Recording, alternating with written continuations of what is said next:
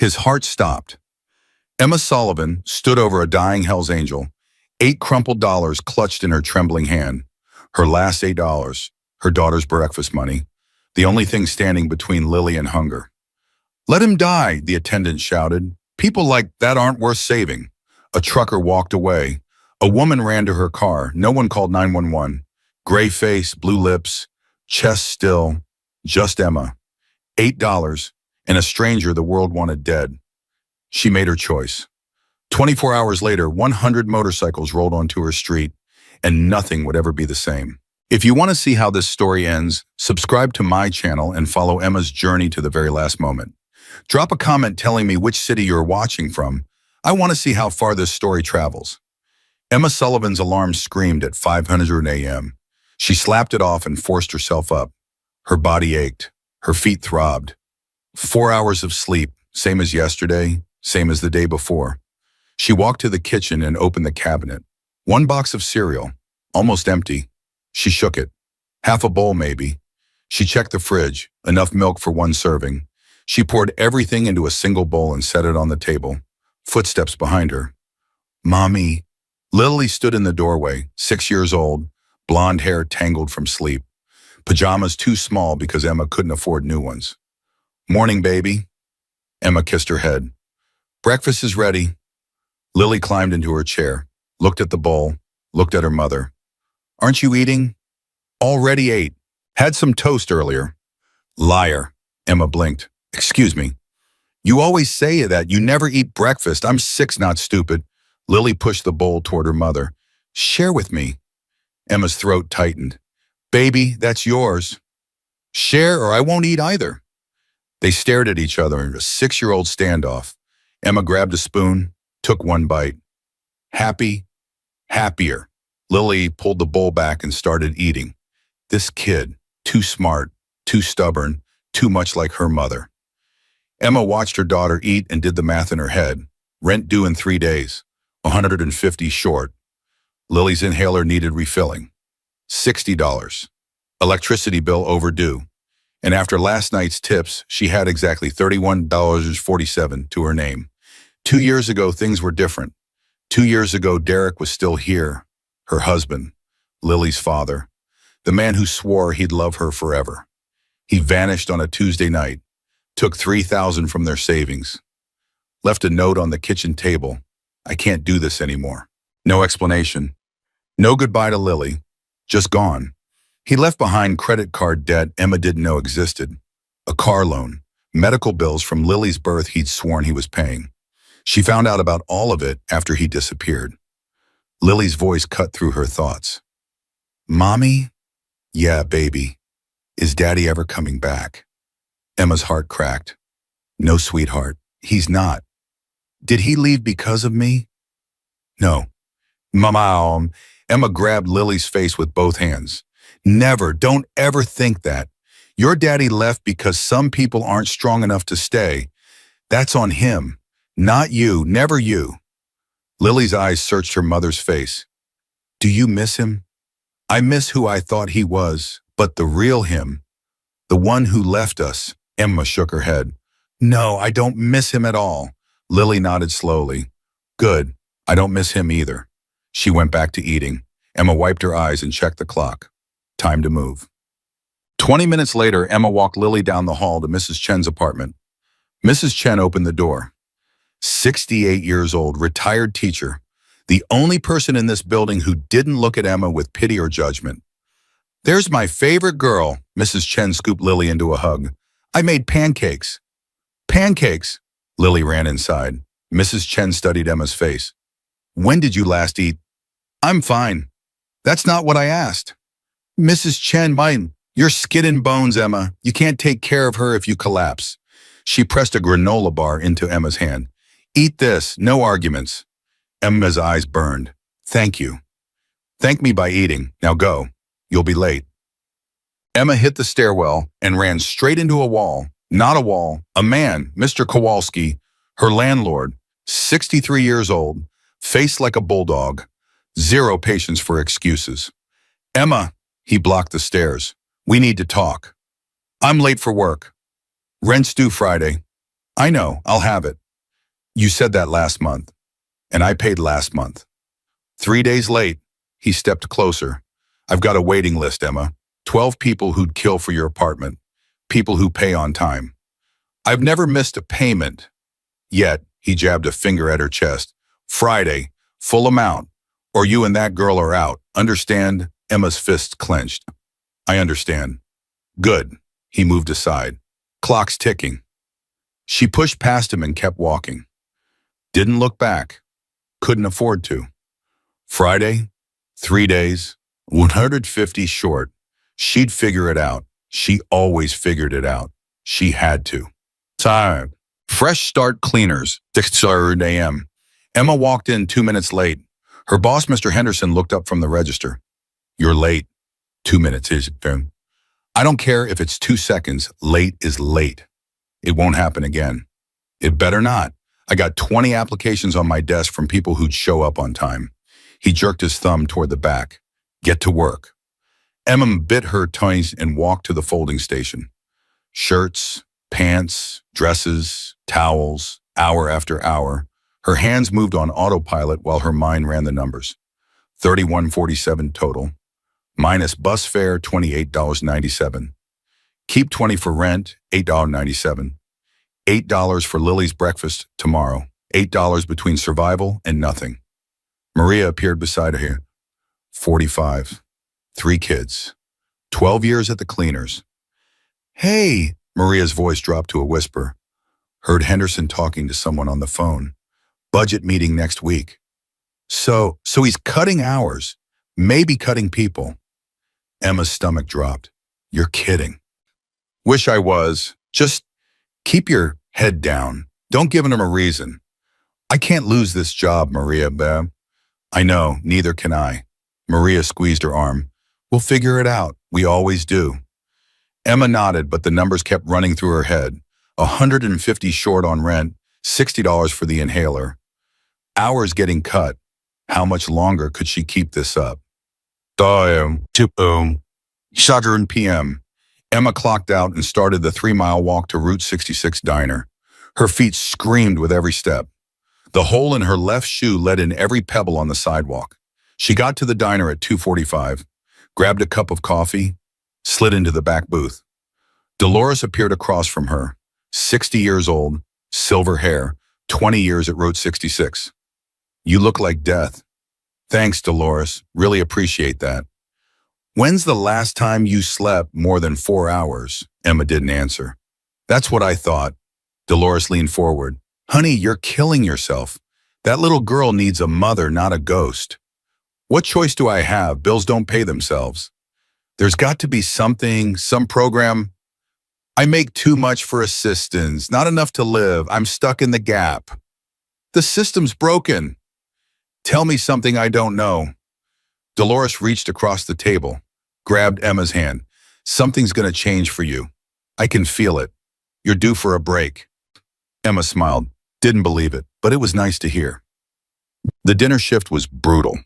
Truckers, families with screaming kids, a table of teenagers who ran up 50 and tipped $2. Emma from table to table, smile fixed in place, feet numb, back on fire. More coffee. How's the food? Anything else I can get you? 9 o'clock. An older man in a business suit flagged her down. Expensive watch, clean fingernails. Miss, this steak is overcooked.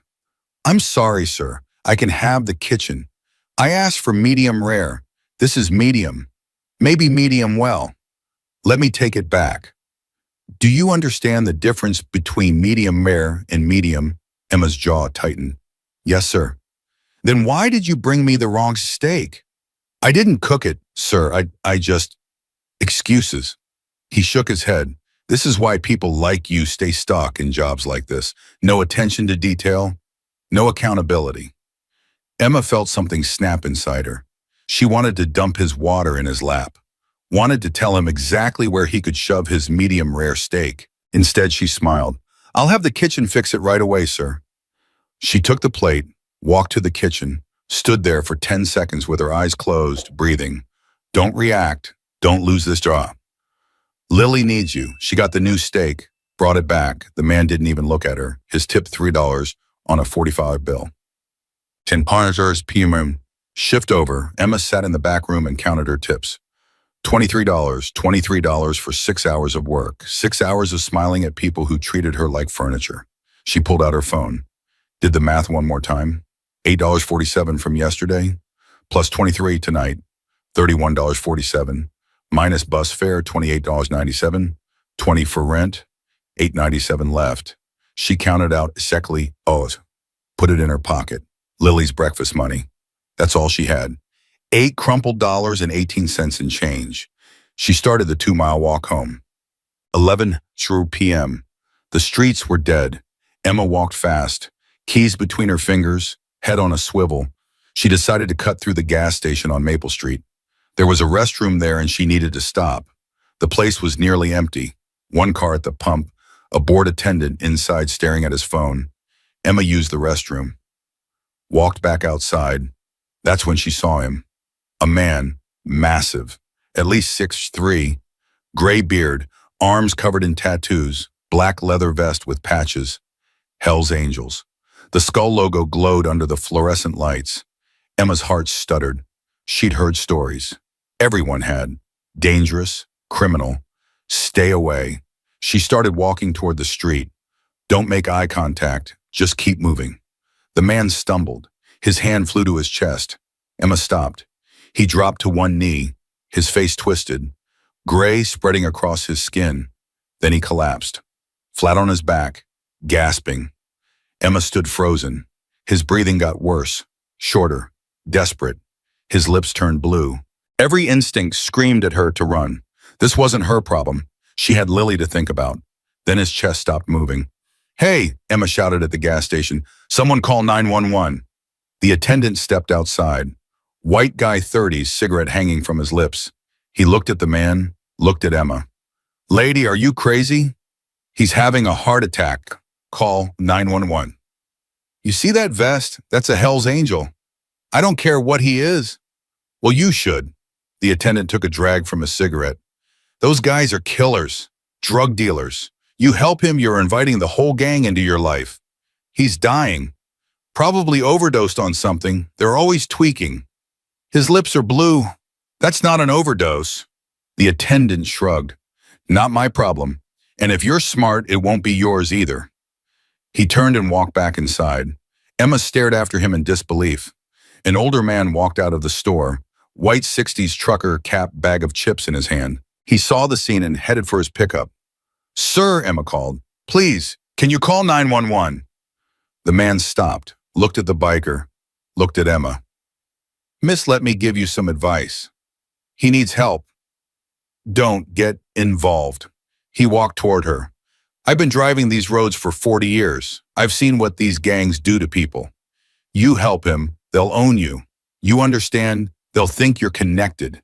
They'll come to your house, your work. I have a daughter. Then think about her. You want these animals knowing where she lives. He's a human being. He's a Hell's Angel." The trucker grabbed her arm. "That's not a human being. That's a predator wearing human skin. Leave him. Let nature take its course." Emma yanked her arm back. "Someone has to help him." "Then let it be someone else, not you."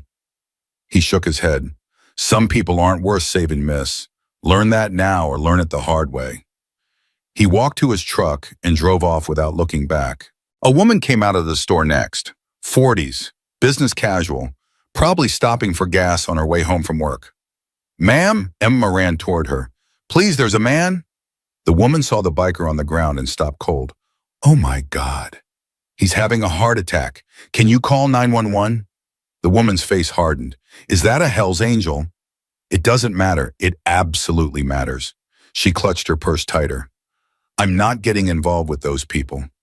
Neither should you. He'll die. Then he dies." The woman backed away. "I have children at home. I'm not risking my family for that." She got in her car and drove away. Emma stood alone in the parking lot. 3 people, 3 chances, 3 refusals. She looked down at the biker. His face was gray, lips blue, chest still, not breathing. This was a human being. Whatever he'd done, whoever he was dying right now, right in front of her, and she was the only one who could help. She thought about her grandmother. Rose had collapsed on a sidewalk 15 years ago. A stroke. Emma was just a teenager. People walked past, stepped over her like she was trash. 10 minutes before someone stopped. 10 minutes. Rose survived, but she was never the same. Those 10 minutes cost her everything. Emma had spent 15 years wondering about those people. How could they just walk away? Now she understood.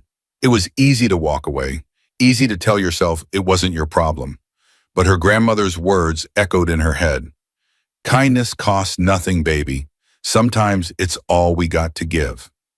Emma looked at the $8 in her pocket. Lily's breakfast. Her daughter would wake up hungry tomorrow. But this man was dying right now. I'm sorry, Lily, she whispered. And she ran. So she sprinted into the gas station. Aspirin, where's the aspirin? The attendant didn't look up from his phone. Aisle 3.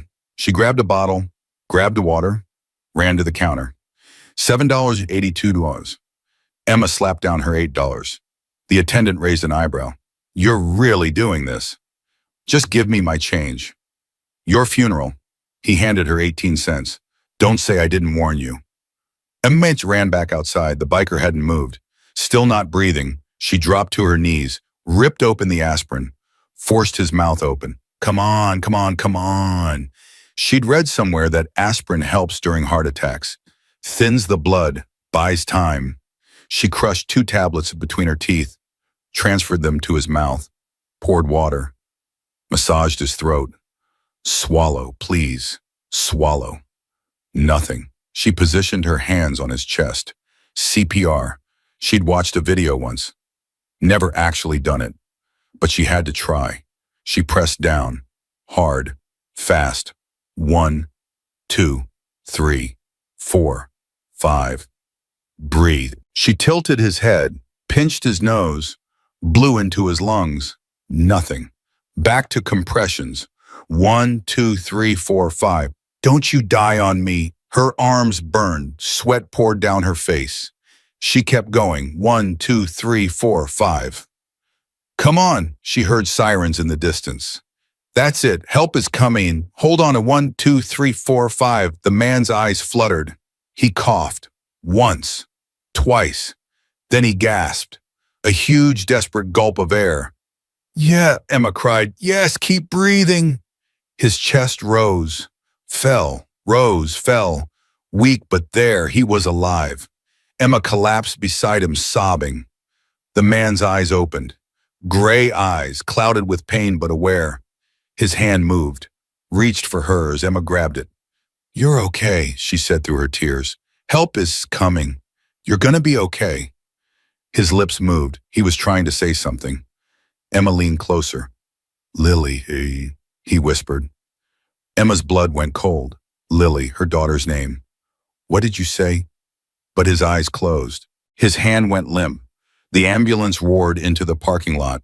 Paramedics rushed over, pushed Emma aside. Ma'am, step back. We've got him. Emma stumbled backward, her mind spinning. Lily. Why did he say Lily? How did a dying Hell's Angel know her daughter's name? She watched them load him onto a stretcher. Start an IV. Attach monitors. One paramedic turned to her. Did you do CPR? Emma nodded. You saved his life. In another minute, and he'd be gone. The ambulance doors closed. Sirens wailed. The vehicle disappeared into the night. Emma stood alone. She looked at her palm. 18 cents. That's all she had now. 18 cents. Lily's breakfast money was gone. Her daughter would wake up hungry tomorrow. But a man was alive. Emma started the long walk home. 18 cents in her pocket. One word echoing in her mind. Lily. She didn't sleep. She sat by the window all night, watching the street, waiting. Lily. How did he know that name? It had to be a coincidence. Millions of people named Lily. But it didn't feel like a coincidence. At 6:00 a.m., she got Lily dressed, walked her to Mrs. Chen's apartment. Pancakes again, Mrs. Chen announced. Lily ran inside. Mrs. Chen looked at Emma. You didn't sleep. I'm fine. That's a lie, and we both know it. I have to go to work. Emma, Thank you for the pancakes. She walked away before Mrs. Chen could ask more questions. Work was a blur, folding, serving, smiling, moving. Her tips that night, $19. Not enough, never enough. She started the walk home at 10 p.m. Her mind kept returning to the biker, the whisper, the name. Was he still alive? Did he survive? She'd probably never know. She turned onto her street and stopped. People outside her building, a lot of people. Mrs. Patterson stood on the sidewalk talking to other neighbors, arms crossed, face angry. What's going on? Emma asked. Mrs. Patterson turned. Her expression shifted to something ugly. There was a man here, a biker, asking about you. Emma's blood turned to ice. What? Big guy, tattoos, scary as hell. Mrs. Patterson stepped closer. He wanted to know which apartment was yours, your name, where you work. What did you tell him? Nothing. I called the cops. She grabbed Emma's arm. What did you do? What kind of trouble have you brought to our building? I didn't do anything wrong. A man was dying. I helped him.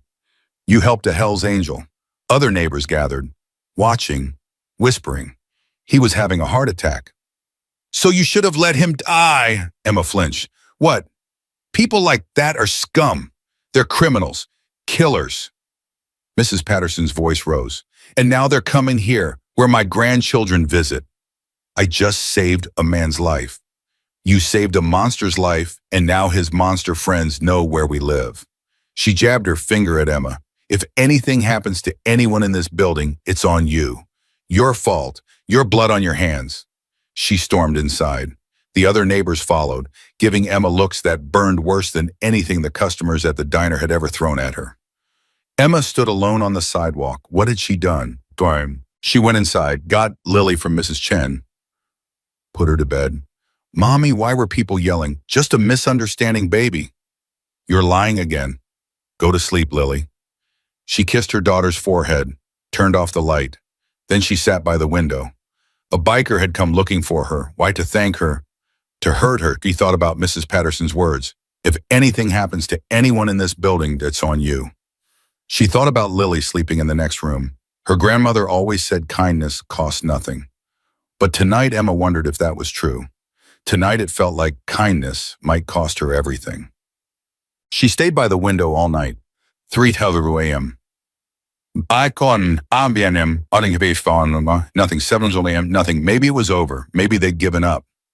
At 9 a.m., Emma finally allowed herself to breathe. Then she heard it, thunder. But the sky was clear. She looked out the window, and her blood turned to ice. Motorcycles, not 1, not 10, not 50, 100. 100 Hell's Angels rumbling down her street in perfect formation. Chrome gleaming in the morning sun. Leather vests, skull patches. Faces like stone. They were coming for her. Mrs. Patterson burst out of the building screaming. Other neighbors ran inside, slamming doors. Somewhere a child started crying. Emma watched the motorcycle stop in front of her building. 100 engines cut off at the same time, silence.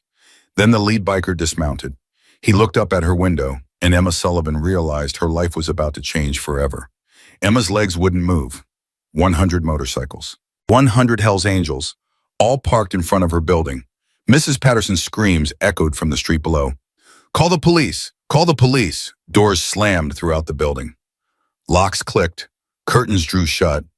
Emma stood frozen at the window watching the lead biker dismount. He was massive, taller than the man she'd saved. Younger, maybe mid-40s. Dark skin, shaved head, arms like tree trunks. His leather vest had more patches than she could count. He looked up at her window. Their eyes met. Emma's heart stopped. Mommy, she spun around. Lily stood in the doorway rubbing her eyes. Baby, go back to your room. Why are there so many motorcycles outside? Lily, please. A knock at the door. Not a knock, a pounding. 3 heavy thuds that shook the frame. Emma grabbed Lily and pulled her behind the couch. Stay here, don't move. Don't make a sound. Mommy, I'm scared. I know, baby. Me too. But I need you to be brave. Can you do that? Lily nodded, eyes wide. Emma kissed her forehead. Stay hidden. She walked to the door. Her hands shook so badly she could barely grip the handle. Another pound. Emma Sullivan. A man's voice. Deep. commanding. Emma took a breath, opened the door. The biker filled the entire doorframe. Up close, he was even bigger than she'd thought. His eyes were hidden behind dark sunglasses.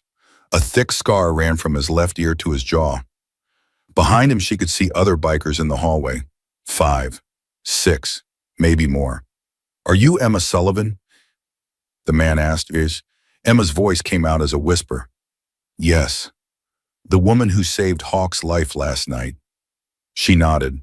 The man removed his sunglasses. His eyes were red, wet. He'd been crying. "My name is Marcus Cole. They call me Viper." His voice cracked. "I'm the vice president of this chapter. Hawk he's like a father to me." Emma didn't know what to say. Viper reached into his vest. Emma flinched, expecting a weapon. He pulled out a piece of paper, a receipt. "The nurse found this in Hawk's pocket," he said. "Aspirin, water, $7.82, time-stamped 11:07 p.m. He looked at her with those wet eyes. "The doctor said he flatlined." His heart stopped completely. "They said someone did CPR for at least 3 minutes before the ambulance arrived." His voice broke. "That someone was you." Emma's throat tightened. I couldn't let him die." The gas station attendant told us what happened. Said a woman bought aspirin with her last $8. Said she did CPR while everyone else watched. Viper's jaw clenched. "He also told us he refused to help. Told you to let Hawk die. He was scared. He was a coward." Viper's voice hardened. "But you weren't. You had nothing, less than nothing. And you gave it all to save a stranger." He turned and made a gesture to the bikers behind him. They parted. More bikers came forward carrying things. Bags, boxes, envelopes. "What is this?" Emma asked. "This is what happens when you save a Hell's Angel's life." A woman pushed through the crowd, Latina, maybe 50, with silver streaks in her dark hair. She wore a leather vest too, but hers said "Property of Viper" on the back. "I'm Rosa," she said, her accent thick. "Viper's wife. May I come in?" Emma hesitated, then stepped aside. Rosa walked in, looked around the small apartment, and her eyes filled with tears. "Dios mío," she whispered. "You live like this. It's home." Rosa turned to her. "Where's your daughter?" Emma's blood went cold. "How do you know I have a daughter?" "Hawk told us. Before he went into surgery, he kept saying one word over and over." Rosa's voice softened. "Lily." Emma's knees buckled. She grabbed the wall for support. Why did he say her name? How does he know my daughter?" Rosa and Viper exchanged a look. "You should sit down," Viper said. "I don't want to sit down. I want answers. How does a Hell's Angel know my 6-year-old daughter's name?" Viper took a deep breath. "Because Hawk had a daughter too. Her name was Lily." Emma stared at him.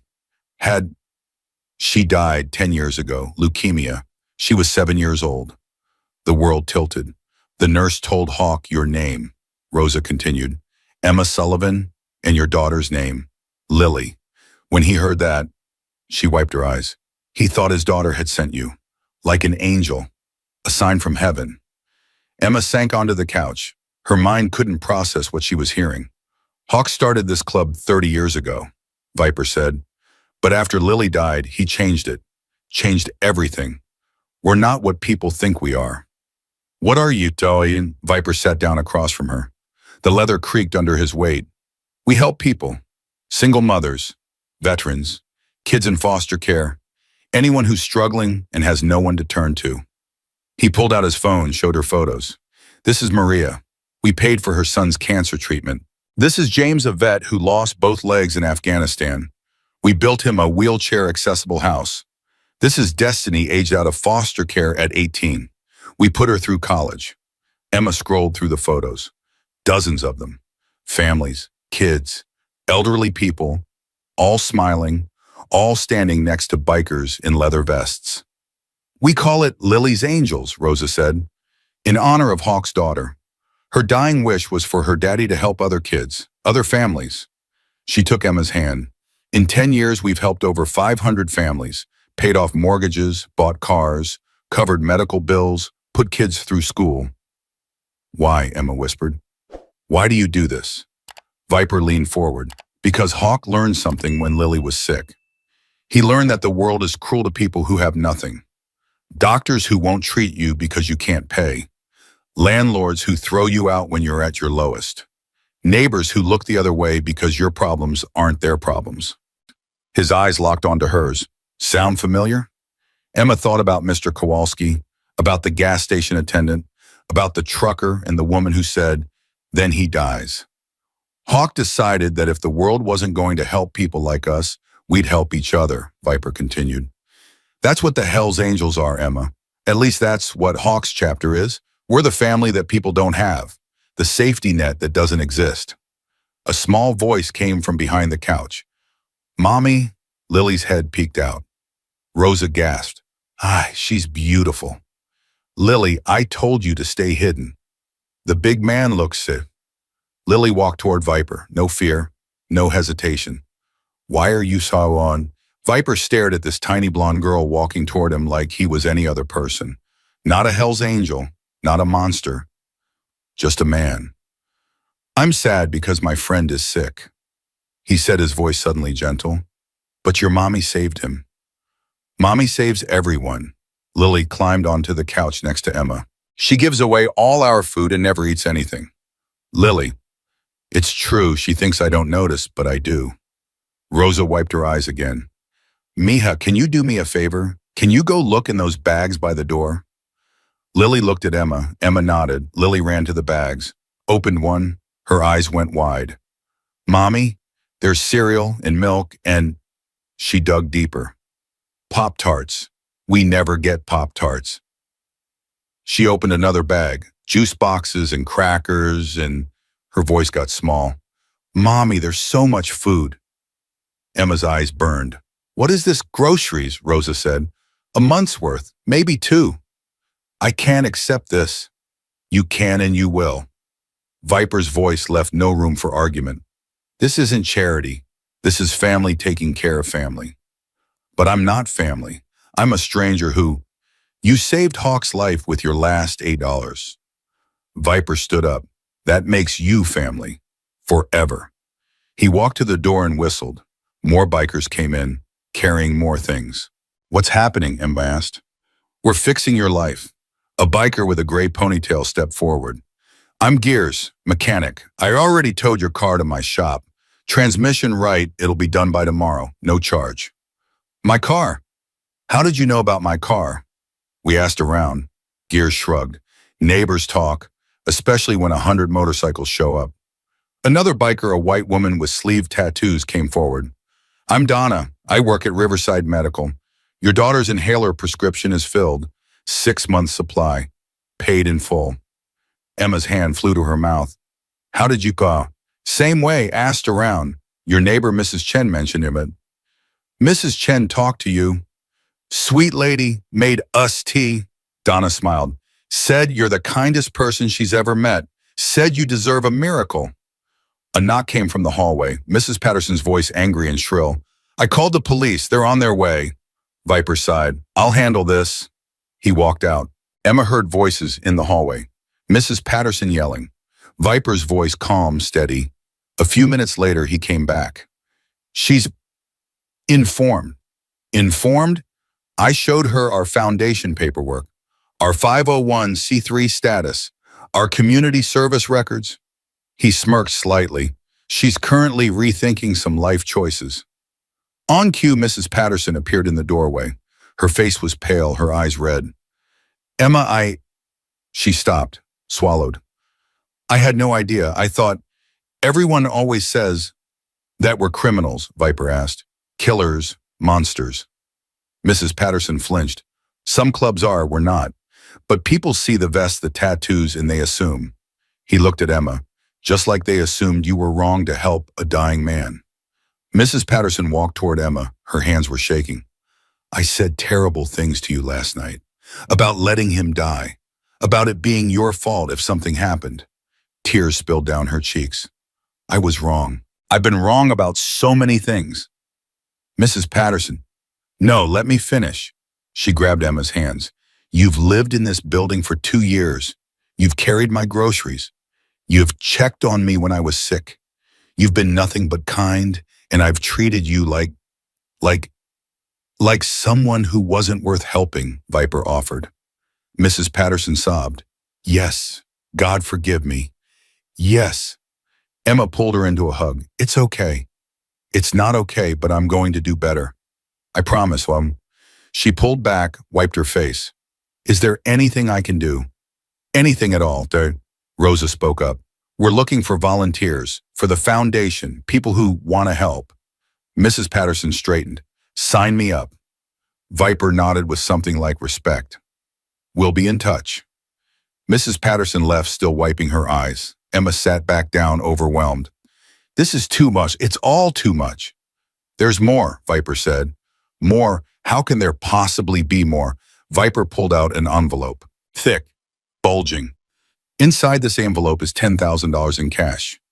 Emma's heart stopped. What? For your rent, your bills, whatever you need. I can't take $10,000. You're not taking it. You're receiving it. There's a difference. He set the envelope on the coffee table. This money came from our members, from families we've helped who wanted to pay it forward, from businesses we've supported who support us back. He sat down again, his voice softening. Emma, I need you to understand something. What you did last night, it doesn't happen. People don't help us. They don't help anyone who looks like us. They cross the street. They call the cops. They let us die in parking slots. His voice cracked. Hawk has been riding for 40 years. 40 years. And you're the first stranger who ever stopped to help him. The first one who looked past the vest and saw a human being. Emma thought about the gas station, the attendant, the trucker, the woman. Then he dies. Were 3 words that said everything about the world they lived in. Hawk wants to meet you, Viper continued. When he's strong enough, he's out of surgery, stable. The doctors say he'll make a full recovery.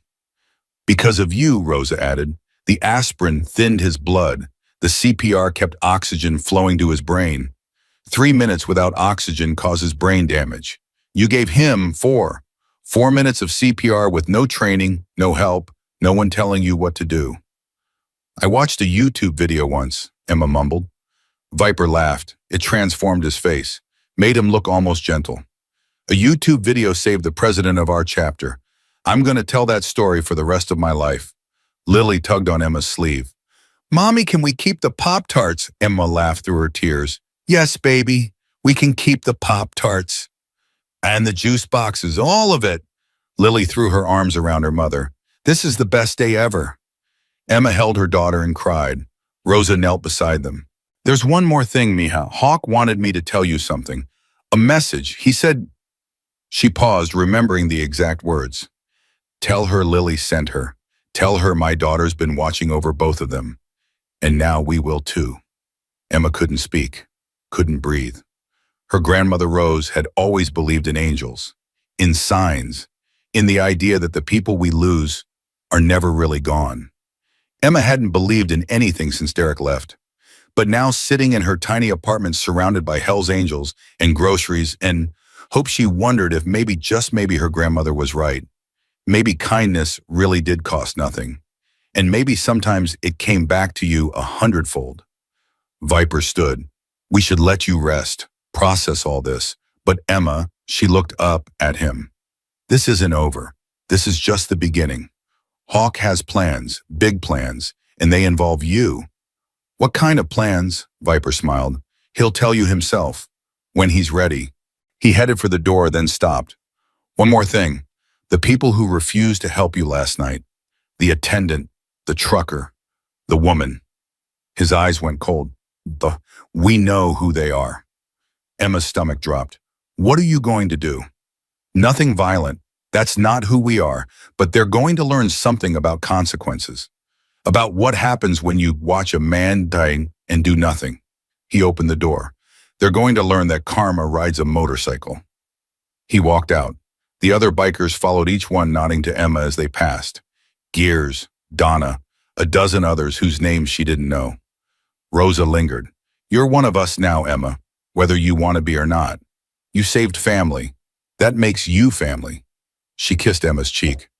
I'll check on you tomorrow. Make sure you are eating." Then she was gone too. Emma sat in the silence of her apartment. Groceries everywhere, money on the table, her car being fixed, her daughter's medicine paid for. 24 hours ago, she had $8 to her name. Now she had a family she never expected. Lily looked up at her. "Mommy." "Yeah, baby. Those people aren't scary at all." Emma laughed. "No, I guess they're not. The big sad man Viper, he has kind eyes, just like you." "You think so?"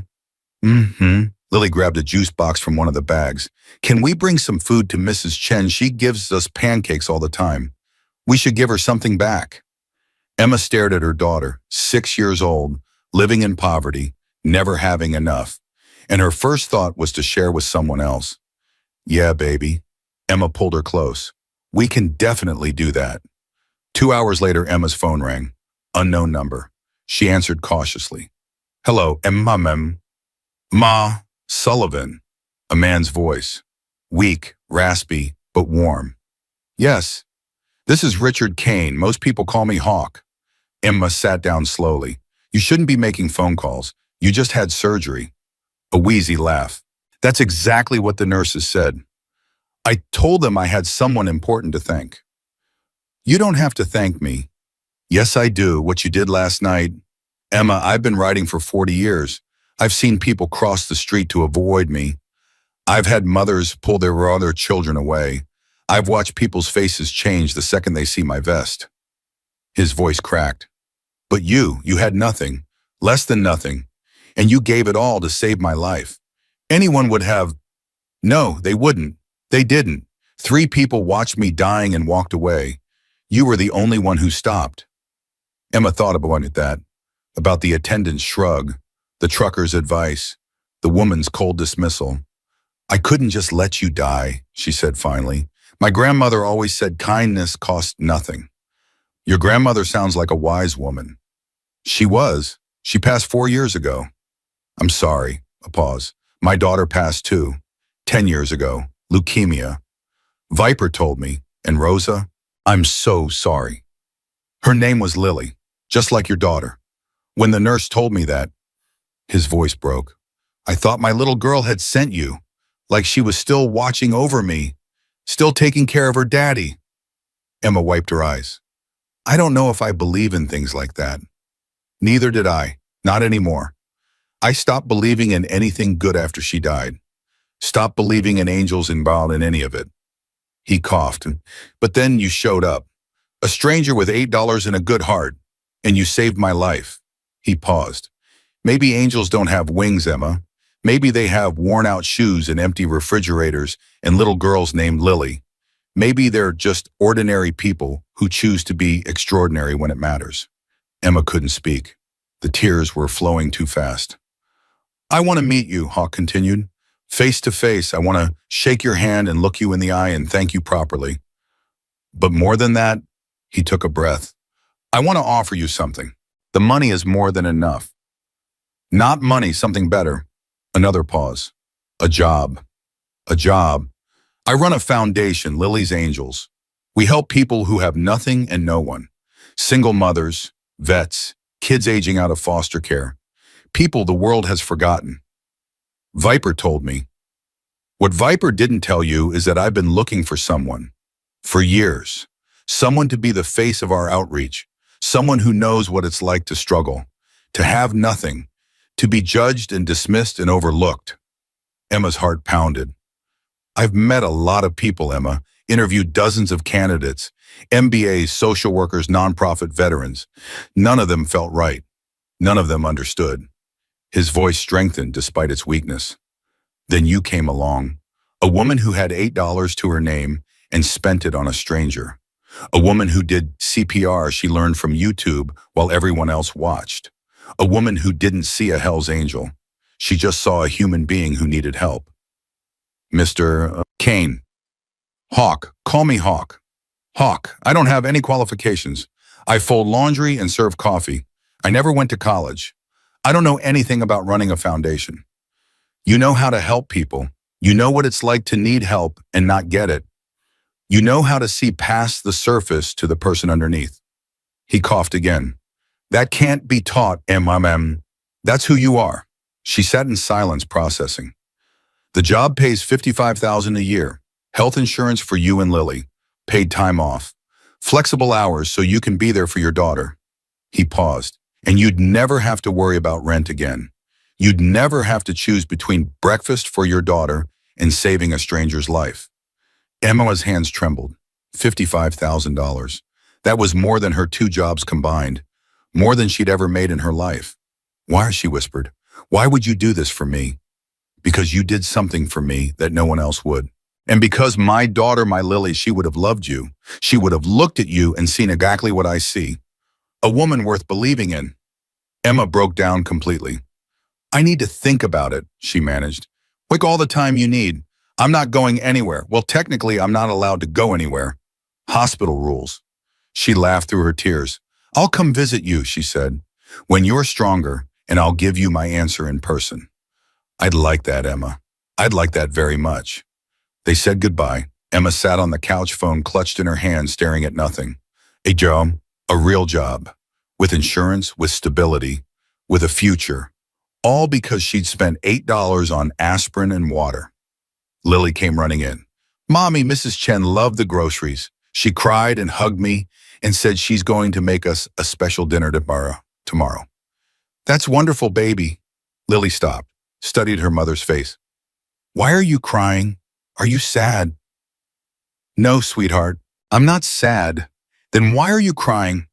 Emma pulled her daughter into her arms, because sometimes when something really good happens, the tears come out anyway. Happy tears. Lily considered this. That doesn't make any sense. Emma laughed. No, I guess it doesn't. They sat together in the apartment that had always felt too small, too cramped, too desperate. But today, somehow it felt like home. 2 days later, Emma walked into Riverside General Hospital. She carried flowers, cheap ones, from the grocery store, because even with $10,000 in her account and old habits died hard. The nurse at the front desk looked up. Can I help you? I'm here to see Richard Kane, Hawk. The nurse's face changed. Fear. Recognition. Are you family? Yes, Emma said.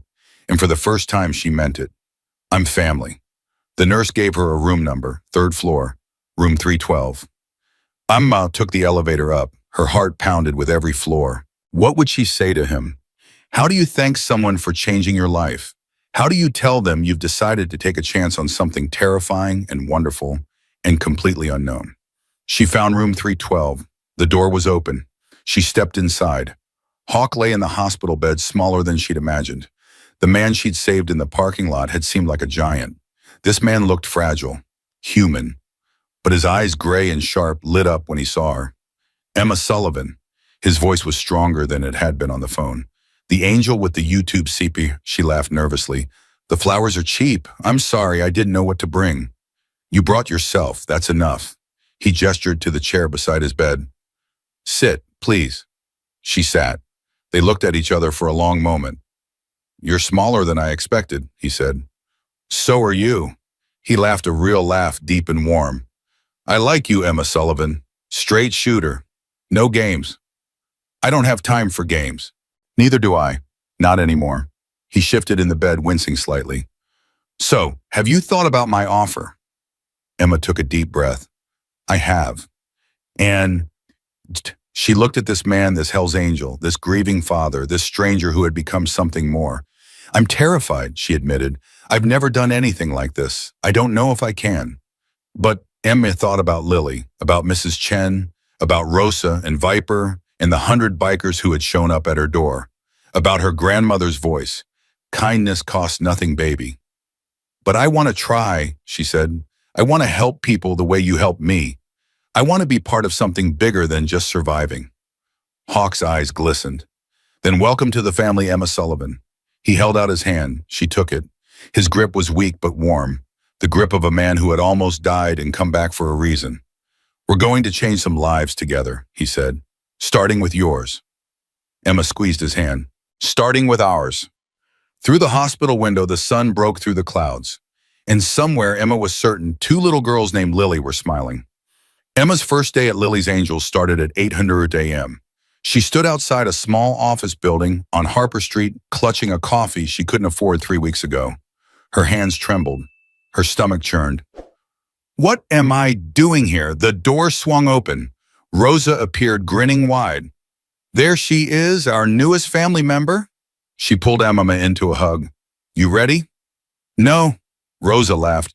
Good, that means you're taking it seriously. Come on, I'll show you around. The office was nothing like Emma expected. No corporate coldness, no sterile cubicles.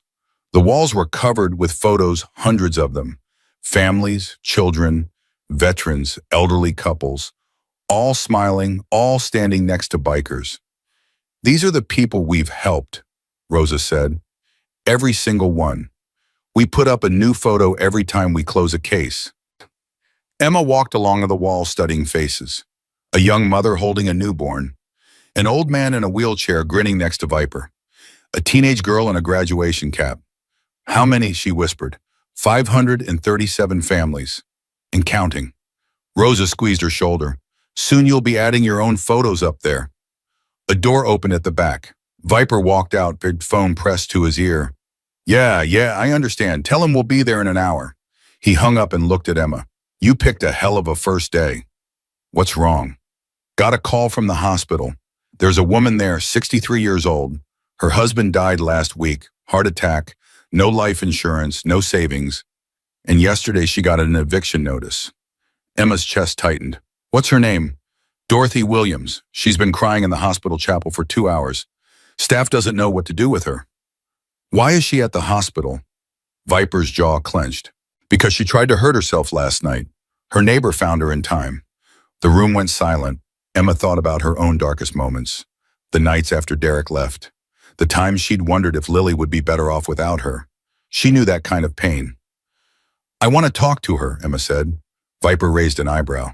You sure this isn't an easy first case? I'm sure. Rosa and Viper exchanged a look.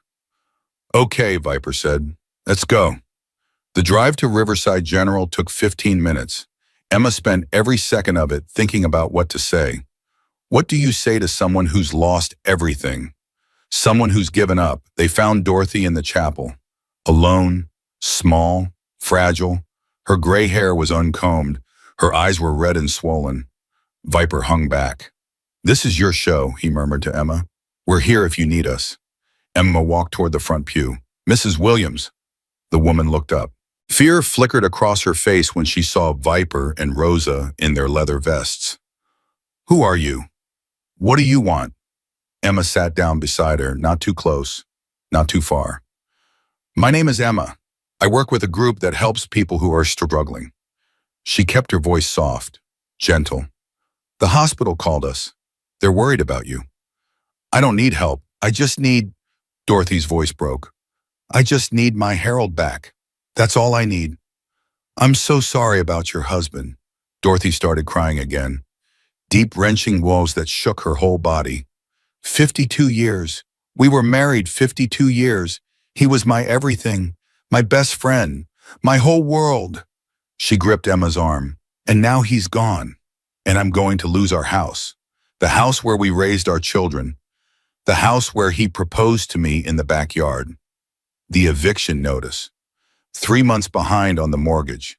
Harold handled all the finances. I didn't know we were in trouble. Wow, she shook her head. He was protecting me, trying not to worry me.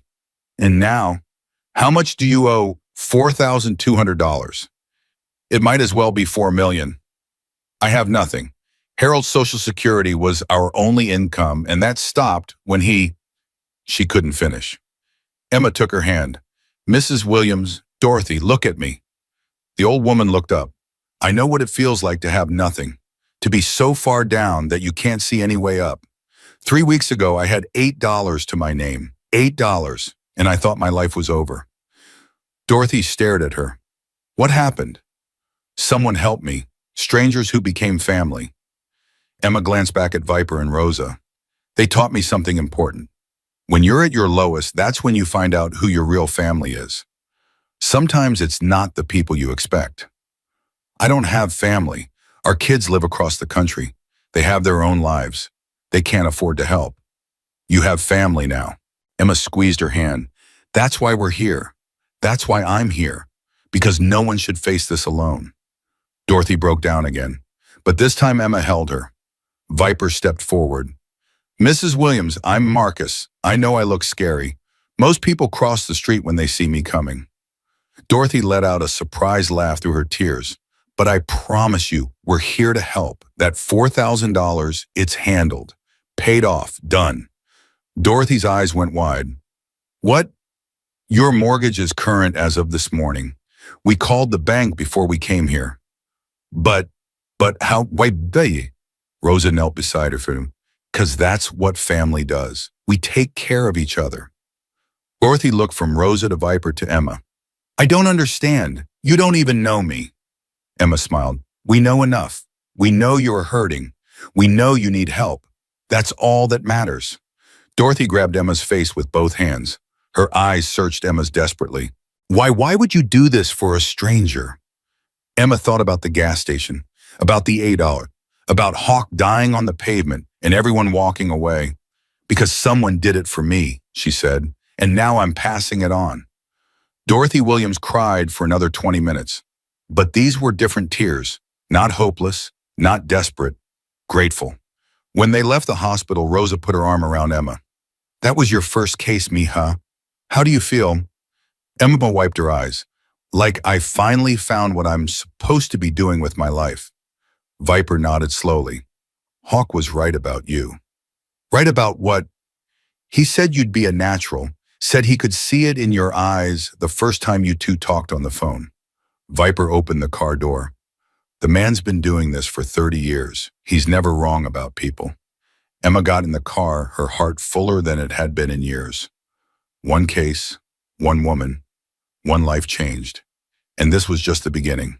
2 weeks passed. Emma threw herself into the work. Case after case, family after family. Each one with their own story, their own pain, their own desperate need for someone, anyone to see them. There was Marcus Thompson, a 32-year-old black veteran who'd lost both legs in Afghanistan. He'd been living in his car for 3 months. The VA had lost his paperwork. His disability checks had stopped coming. He'd given up. Emma found him a place to live within a week, got his paperwork sorted, got his checks restarted. But more than that, she sat with him, listened to him, treated him like a human being instead of a case number.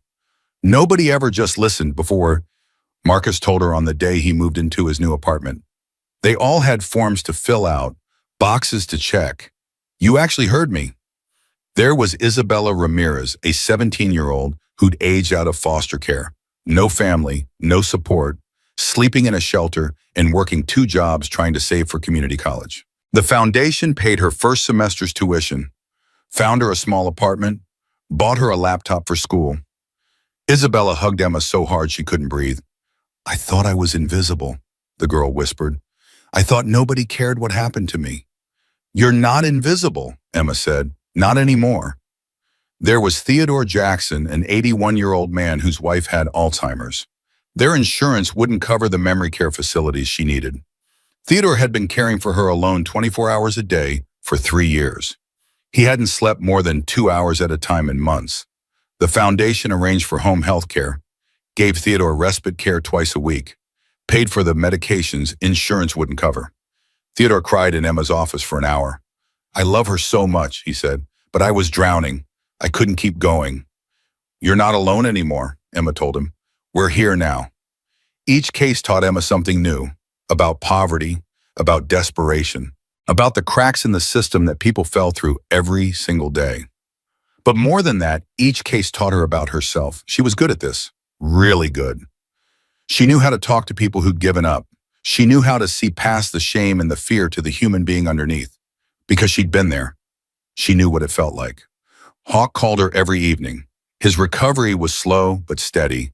The doctor said he'd be out of the hospital in another week, back to full strength in a month or 2. Tell me about today, he'd say, and Emma would tell him everything. The victories, the struggles, the moments that broke her heart, and the moments that put it back together. You're doing exactly what I knew you would, Hawk said one night. You're changing lives, Emma, including your own. I couldn't do it without the foundation, without the resources. Resources don't mean anything without the right person using them. I've seen a lot of people try to do this work. Most of them burn out. They can't handle the pain. They can't handle seeing so much suffering day after day. How do you handle it? Hawk was quiet for a moment. I think about Lily, my Lily. I think about how scared she was at the end, how much pain she was in. And I remember that every person we help is someone's Lily, someone's child, someone's parent, someone's whole world. Emma wiped her eyes. I think about my grandmother. Well, she taught me that kindness was the only thing worth giving. She sounds like she was an incredible woman. She was. I just wish she could see me now, see what I'm doing. She can, Hawk said softly. I believe that. I have to believe that. Well, mine did too, more and more each day. The third week brought Emma's biggest challenge yet. She was reviewing case files when Rosa burst into her office. We have a problem. What kind of problem? A reporter from Channel 7 News. She's outside right now asking questions. Emma's stomach dropped. Questions about what? About us, about the foundation, about why a Hells Angels chapter is running a charity. Rosa's face was tight. She's got a camera crew with her. Emma stood up. What does she want? She wants an interview. With you. Me, why me? Because she heard about you, about the gas station, about the $8. Rosa grabbed her arm. Emma, this could be really good or really bad. If she spins this the wrong way, then we need to make sure she spins it right. Emma straightened her shoulders. Where is she? The reporter was standing outside the office building. Blonde, mid-30s, perfect makeup, perfect hair, the kind of woman who'd never had to choose between breakfast for her daughter and saving a stranger's life. Ms. Sullivan, I'm Jennifer Blake from Channel 7 News. Do you have a moment? Emma stepped forward. I have several moments. What do you want to know? Jennifer smiled, but it didn't reach her eyes. I'm doing a story on your organization, the Lily's Angels Foundation, run by the Hells Angels Motorcycle Club. That's correct. And you're the new community outreach coordinator, a single mother who was reportedly living in poverty just a few weeks ago. Also correct. Jennifer's smile sharpened. Some people might find that suspicious. A biker gang suddenly takes an interest in a struggling woman, gives her money, gives her a job. It sounds like recruitment. Or something worse. Emma felt anger rising in her chest, but she kept her voice steady. What exactly are you implying? I'm not implying anything, I'm just asking questions. No, you're not. You're fishing for a scandal that doesn't exist. Emma stepped closer. You want a story, I'll give you a story. 3 weeks ago, I watched a man die in a gas station parking lot. I was the only one who stopped to help. Everyone else walked away because of what he looked like, what he wore. Jennifer's smile faltered. I spent my last $8 on aspirin and water. I did CPR that I learned from a YouTube video. I saved his life while 3 other people watched and did nothing. Emma's voice hardened. That man is Hawk, the president of this chapter, the founder of this foundation, a man who has helped over 500 families in the past 10 years. But the Hells Angels have a reputation. The Hells Angels are a lot of things, some good, some bad, just like any group of people. Emma pointed at the office behind her. This chapter helps people. That's what we do. Every single day, we help single mothers who can't feed their kids. We help veterans who the VA has forgotten. We help elderly couples who are about to lose their homes. Jennifer was quiet now. The camera was still rolling. You want your story? Emma asked. Come inside, meet the people we've helped. Look at the photos on our wall. 537 families. Real people, real leaves, real second chances. She turned and walked toward the door. Or you can stand out here and keep looking for a scandal. Your choice. Jennifer hesitated. Then she nodded to her cameraman. Let's go inside. What happened next changed everything. Jennifer Blake spent 4 hours at the foundation. She talked to Dorothy Williams, who was now volunteering 3 days a week. She talked to Marcus Thompson, who'd started a peer support group for homeless veterans. She talked to Isabella Ramirez, who was acing her first semester of college. She talked to Mrs. Patterson, who'd driven 45 minutes to tell her story on camera. I was wrong about these people, Mrs. Patterson said, tears streaming down her face. I judged them by their appearance, by their leather vests, by their tattoos, and I was completely, utterly wrong. The story aired that Friday evening. It wasn't a scandal piece. It was a tribute. Jennifer Blake stood outside the Lily's Angels office looking directly into the camera.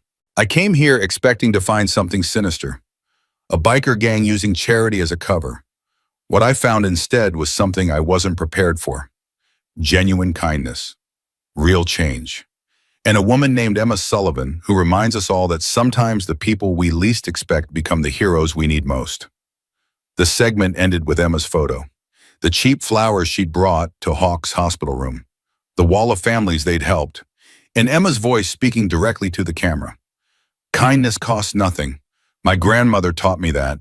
Sometimes it's all we have to give. And sometimes it comes back to us in ways we never imagined. The story went viral. Within 24 hours, it had been shared over 100,000 times on social media. Donations started pouring in. Not just from Riverside, from across the state, across the country. People who'd seen the story and wanted to be part of something good. The foundation's phone rang nonstop.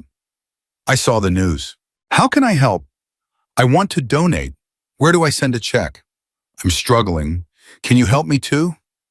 Emma answered every call, every email, every message. She worked 18-hour days. She barely slept. She barely ate. Rosa finally cornered her in the office kitchen. You need to slow down, mija. There's too much to do. There will always be too much to do. That's how this work is. You can't help anyone if you collapse. Emma leaned against the counter. I know you're right. But every time I think about stopping, I remember what it felt like.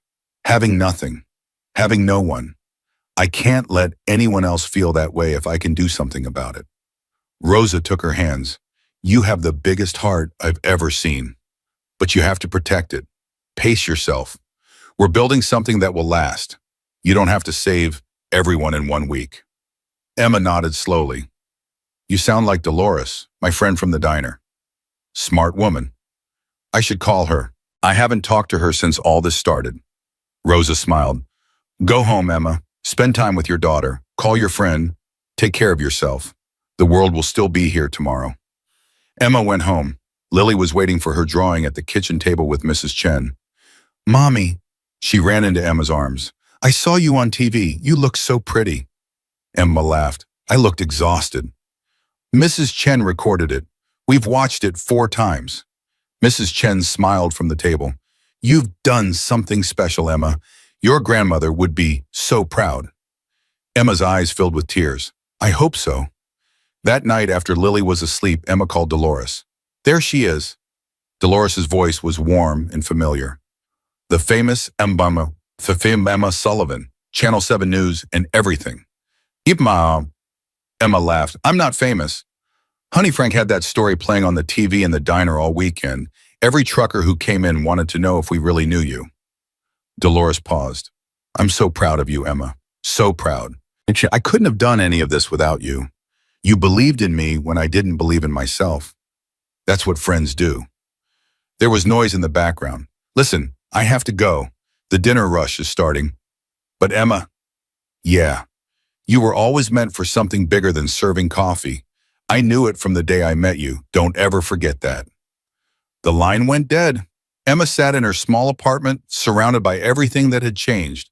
Groceries in the cabinet, medicine in the bathroom, money in the bank. But more than that, she had purpose now. A reason to get up every morning that went beyond just survival. Her phone buzzed, a text from Viper.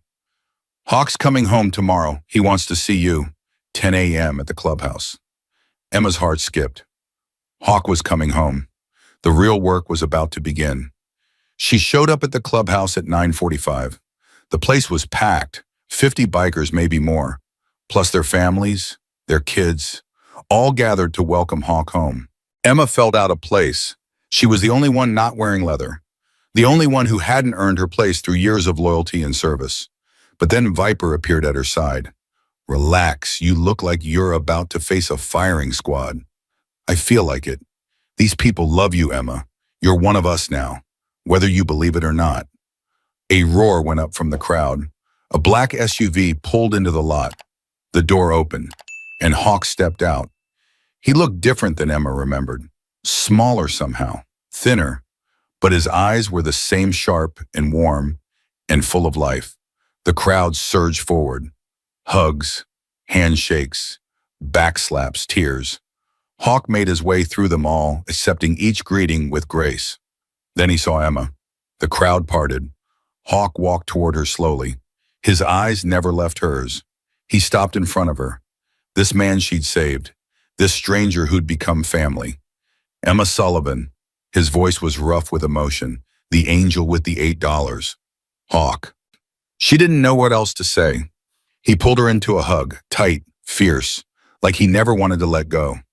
"Thank you," he whispered in her ear, "for everything, for my life, for what you've built while I was gone, for being exactly who I knew you were." Emma cried into his shoulder. She couldn't help it. "I'm just doing what you taught me," she said. "No." Hawk pulled back, holding her at arm's length. "You're doing what you were always meant to do. I just gave you the opportunity." He turned to the crowd. "Listen up, all of you." The noise died instantly. 3 weeks ago, I was dead. My heart stopped in a gas station parking lot. 3 people watched and did nothing. They saw my vest and decided I wasn't worth saving. His voice echoed across the lot. But this woman, this incredible woman, she had $8. Her last $8. Money she needed to feed her daughter, and she spent it on a stranger. A Hell's Angel she'd never met. He put his arm around Emma. "That's what real courage looks like. That's what real kindness looks like. Not when it's easy, not when it costs nothing, but when it costs everything." The crowd was silent, listening. Emma Sullivan is family now, not because I say so, because she earned it with her heart, with her sacrifice, with every life she's touched. Since she joined us, he raised his fist. "To Emma," 50 voices roared back. "To Emma." And Emma stood there surrounded by people she'd been taught to fear and felt more at home than she'd ever felt in her life. After the celebration, Hawk pulled her aside. "Walk with me." They walked to the edge of the lot away from the crowd. "I have something to tell you," Hawk said. "Something I've been thinking about since I was in that hospital bed." "What is it?" He stopped, turned to face her. "I want to build something bigger. A community center, right here in Riverside. A place where anyone can come for help. Food banks, job training, medical clinics, after-school programs. Everything under one roof." Emma's heart raced. "That's incredible. It's going to cost a lot of money, a lot of time, a lot of work." His eyes locked onto hers. "And I want you to run it." "Me, you." He grabbed her shoulders. "I've watched you these past 3 weeks, Emma. I've seen what you can do. You have something that can't be taught. People trust you. They open up to you. They believe in you." "Hawk, I don't know if I'm qualified." "Oh, well." "Stop." His voice was firm. "Stop telling yourself you're not enough. Stop believing what the world told you when you had nothing. You are more than qualified. You are exactly what this community needs." Emma's eyes filled with tears. "And one more thing," Hawk said. "The center. I want to name it after both of them. Both of who on Estebal, both Lily's, my daughter and yours." He smiled. "Lily's house, a place where anyone can find hope, where anyone can find family, where anyone can get a second chance." Emma couldn't speak, could barely breathe. "What do you say?" Hawk asked. "Will you help me build it?" She thought about everything that had led her here, the years of struggle, the nights of despair, the $8 that had changed everything. She thought about her grandmother's words, "Kindness costs nothing, baby." And she realized something. Her grandmother was wrong. Kindness didn't cost nothing. It cost everything. But it was worth it, every single time. "Yes," Emma said, "I'll help you build it." Hawk pulled her into another hug. "Then let's change the world, Emma Sullivan. One life at a time." Behind them, the sun was setting over Riverside, and somewhere in the distance, a little girl named Lily. 2 little girls named Lily were watching, smiling, proud. The construction site was chaos. Bulldozers, cement trucks, workers shouting over the noise. And in the middle of it all, Emma stood with a hard hat on her head and blueprints in her hands. The medical clinic goes here, she said, pointing, and the food bank needs to be near the loading dock for deliveries. The foreman, a grizzled man named Chuck, who'd built half the buildings in Riverside, scratched his beard. That's going to require rerouting the plumbing, add another week to the timeline. Can we afford another week? Can we afford to do it wrong? Emma sighed. Do it right, we'll find the time. Chuck nodded and walked away, barking orders at his crew. 3 months since Hawk proposed Lily's house. 3 months of planning fundraising permits and sleepless nights. The Channel 7 story had brought in donations, but not enough. Not nearly enough. The total came $2.3 million. They'd raised $1.8 million so far. $500,000 short, and the bills kept coming. Emma's phone buzzed. Hawk. Tell me something good, she answered. The city council approved our tax exemption. Saves us about 40 grand a year. Emma closed her eyes. Thank God. How's the site? Behind schedule? Over budget? The usual. Hawk laughed. You're doing great, Emma. I'm doing my best. That's all anyone can ask. He paused. Listen, I need you at the office by 3. There's someone I want you to meet. Who? A potential donor. Big money, but he's particular. Particular how? You'll see. 3 o'clock. Don't be late. He hung up. Emma stared at the construction site, the skeleton of a building that would become Lily's house, a place that existed only because she'd spent $8 on a stranger. Sometimes the universe worked in mysterious ways. She checked her watch. 1:45. Time to move. The man sitting in Hawk's office was exactly what Emma expected a wealthy donor to look like. Expensive suit, silver hair. Watch that cost more than her old car. He stood when she entered, extending a manicured hand. Richard Thornton, pleasure to meet you. Emma Sullivan. His grip was firm. His smile was practiced. His eyes were calculating. I've heard a lot about you, Ms. Sullivan, the woman with the $8. Quite the story. It's just the truth. The best stories usually are. He sat back down. I'll get straight to the point. I'm considering a significant donation to your foundation. $1 million. Emma's heart stopped. 1 million? That would cover your shortfall and then some correct. Yes, more than cover it. Good, he leaned forward. But I have conditions. Emma glanced at Hawk. His face was unreadable. What kind of conditions? Thornton smiled. I want naming rights. The building won't be called Lily's house. It'll be called the Thornton Community Center. The room went cold. No, Emma said. Thornton blinked. Excuse me. I said no. The building is named after 2 little girls who died too young. Hawk's daughter and mine share that name. It means something. It's not for sale. Everything is for sale, Ms. Sullivan. It's just a matter of price. Not this, not ever. Thornton's smile faded. You're making a mistake. $1 million could change everything for your foundation. Not if it costs us our soul. Emma stood up. Thank you for your time, Mr. Thornton, but we'll find another way. She walked out. Hawk caught up with her in the hallway. That was a lot of money to walk away from. I know. You didn't even hesitate. The name matters, Hawk. It's the whole point. Everything we've built is about honoring those girls, about keeping their memory alive.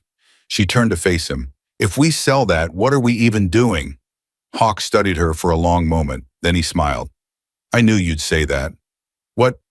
That meeting was a test, Emma. I needed to know if you'd hold the line when the pressure came. Emma stared at him. A test. Thornton's real. His money's real. But I told him ahead of time that you'd probably refuse. Hawk put his hand on her shoulder. You just proved something important. You can't be bought. This foundation is in good hands. Emma didn't know whether to hug him or hit him. That was cruel. That was necessary. He started walking. Now come on. We've got $500,000 to raise. The next 2 months were the hardest of Emma's life. She gave speeches at Rotary clubs, church groups, business associations. Anyone who would listen. She wrote grants until her fingers ached. 57 applications, 43 rejections. She organized fundraisers, car washes, bake sales, a charity motorcycle ride that brought in $12,000. She called every person she'd ever helped, asked them to spread the word. And slowly, impossibly, the money started coming in. Dorothy Williams organized a fundraiser at her church, raised $8,500. Marcus Thompson reached out to veteran organizations across the state, another $15,000. Isabella Ramirez started a GoFundMe that went viral among college students, $22,000 in 2 weeks, but it still wasn't enough. One night, Emma sat in her apartment, staring at the spreadsheet. $427,000 raised, $73,000 short.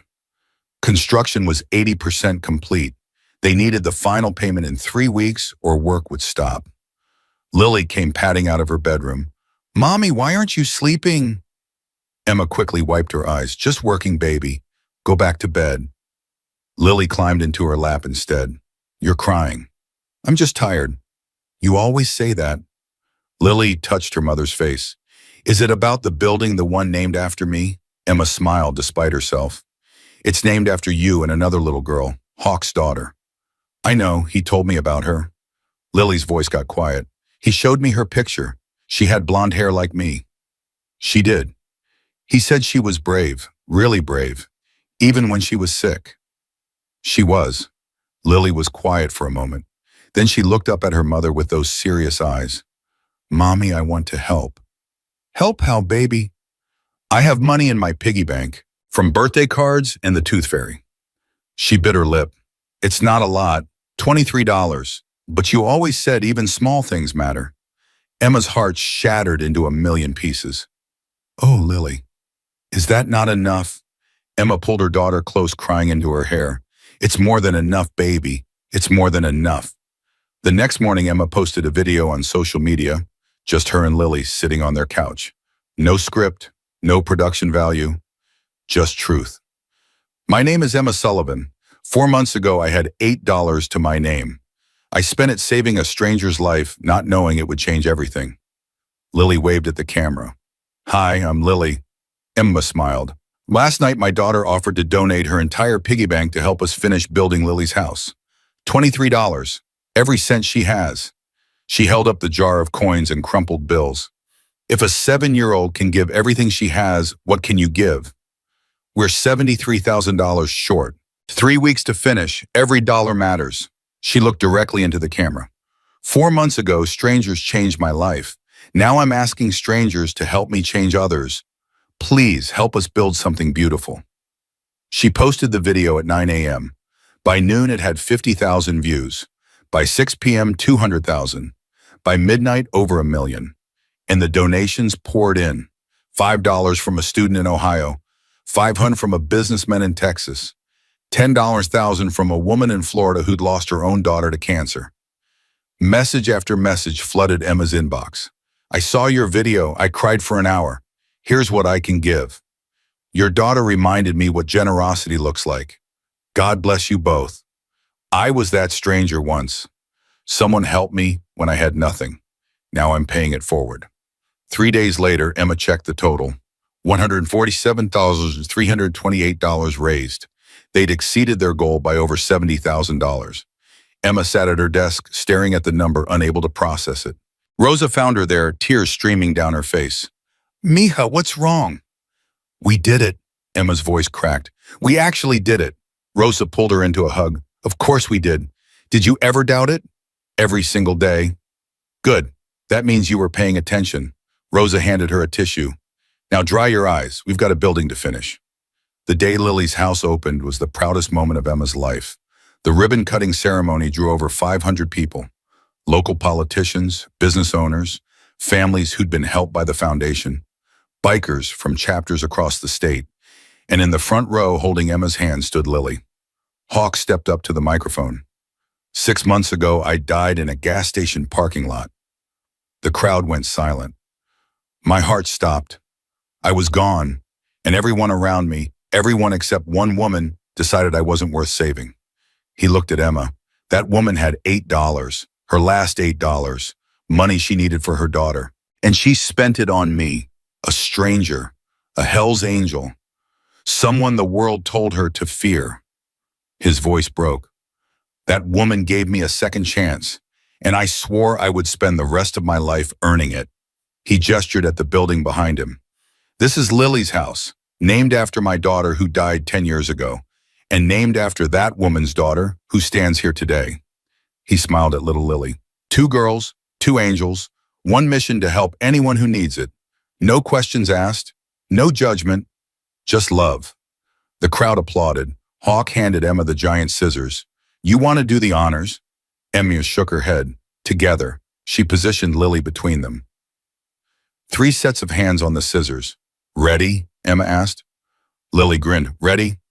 They cut the ribbon, the crowd erupted, and Lily's house was officially open.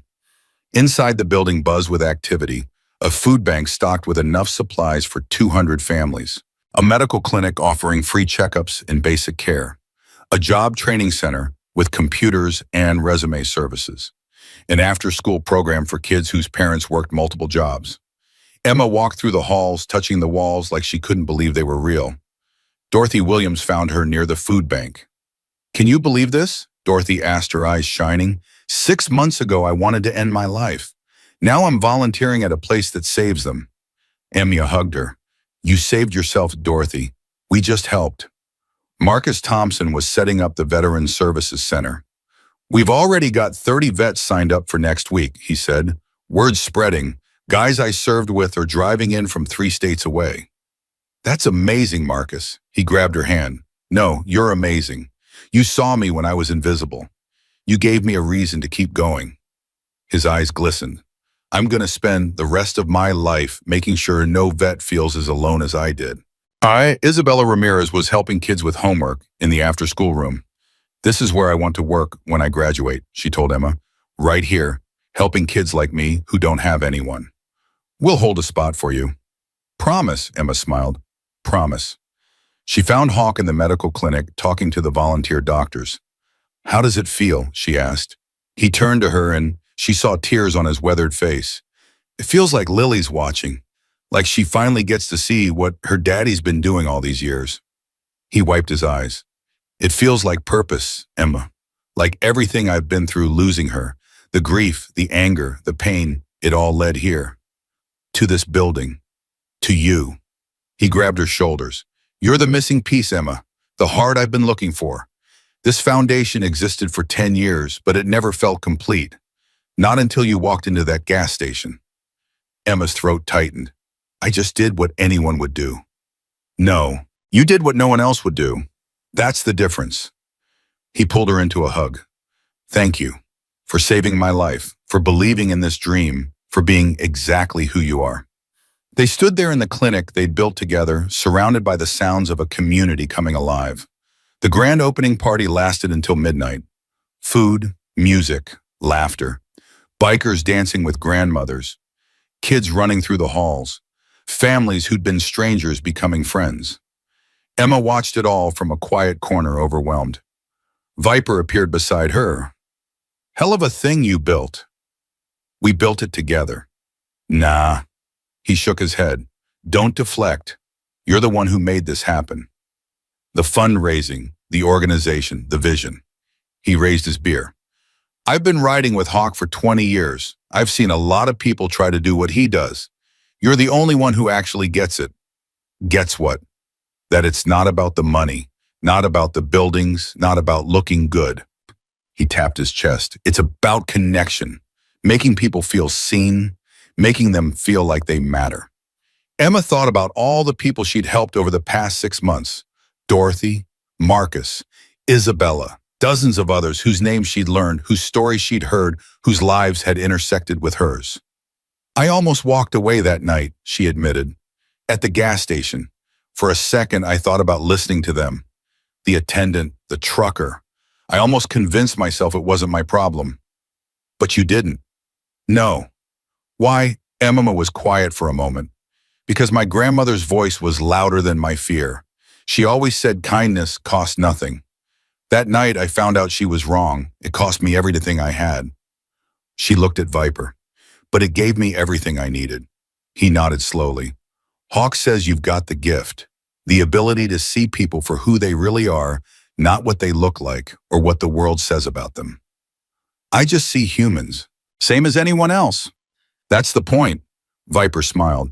Most people don't see humans. They see labels, categories, stereotypes. You see souls. He clinked his bottle against her coffee cup and walked away. Emma stayed in her corner, watching the party, feeling something she hadn't felt in years. Hope. Real hope. Not the desperate hope of survival, the solid hope of purpose. She was exactly where she was supposed to be. 3 weeks later, Emma got a phone call that changed everything. It was 2 a.m. Lily was asleep. Emma was reviewing case files when her phone rang. Rose's number. Hello? Emma? Rose's voice was strained. It's Hawk. He collapsed at the clubhouse. We're at the hospital now. Emma's blood turned to ice. What happened? His heart. The doctors are running tests. It's bad, Emma. It's really bad. She was at the hospital in 15 minutes. Mrs. Chen came to stay with Lily. The waiting room was full of bikers. Viper, Gears, Donna, a dozen others. All of them looking like the world was ending. Rosa met her at the door, mascara streaked down her face. They're still working on him. Nobody's telling us anything. What happened? He was fine at the party. He hasn't been fine. Rosa's voice cracked. He's been hiding it. Chest pains for weeks. He wouldn't let anyone call the doctors. Said he didn't want to worry us. Emma's heart shattered. That stubborn old man. He's been working himself to death. Ever since you started, he's been pushing harder than ever. The fundraising, the construction, the outreach. Rosa grabbed her hands. He wanted to see it finished. He wanted to know everything was in good hands before she couldn't finish. Before what? Rosa just shook her head. The doctor came out an hour later. Young, exhausted, grim. Family of Richard Kane. Everyone stood up. The doctor looked at the crowd of bikers. All of you, all of us, Viper said. The doctor nodded slowly. Kane suffered a major cardiac event. We've stabilized him, but the damage to his heart is significant. He needs surgery, a bypass. Without it, what? Emma demanded. Without it, he has weeks, maybe days. The room spun. Viper stepped forward. Then do the surgery, whatever it costs, whatever it takes. It's not about cost. The doctor hesitated. Mr. Kane is refusing the surgery. Silence. What? Emma whispered. He says he's lived a full life. He says he's made his peace. He's asked to be discharged so he can... The doctor swallowed. So he can spend his remaining time with his family. Emma pushed past the doctor. Where is he? Where? Ma'am, you can't. Where is he? The doctor pointed down the hall. Emma found Hawk in a small room hooked up to machines, looking smaller than she'd ever seen him. His eyes opened when she walked in. Emma, his voice was a whisper. You shouldn't be here. Don't you dare. She marched to his bedside. Don't you dare lie there and tell me you're giving up. I'm not giving up. I'm accepting reality. Reality is that you have a chance. Surgery. They can fix this. I've been living on borrowed time since that gas station. He smiled weakly. You gave me 6 extra months, Emma. 6 months I shouldn't have had. 6 months to see Lily's house built. To see the foundation in good hands. I don't want 6 months. I want 60 years. Life doesn't work that way. Emma grabbed his hand, tears streaming down her face. You can't leave. Not now, not after everything. The foundation needs you. The club needs you. Her voice broke. I need you. Hawk's eyes filled with tears. That's why I can leave, Emma. Because you don't need me. You never did. He squeezed her hand. I spent 30 years building something I thought was important. But it wasn't complete until you came along. You're the future of this foundation. You're the one who'll carry it forward. I can't do it without you. Yes, you can. You've been doing it for months. He coughed. I've been watching you, learning from you. Emma, you have something I never had. You connect with people. You make them believe in themselves. You see the best in everyone, even when they can't see it themselves. Because you taught me, no, because that's who you are, who you've always been. I just gave you a platform. He pulled her closer. Promise me something. Anything. Keep going. Keep building. Keep helping. His grip tightened. Don't let my death be the end of this story. Let it be the beginning of a new chapter.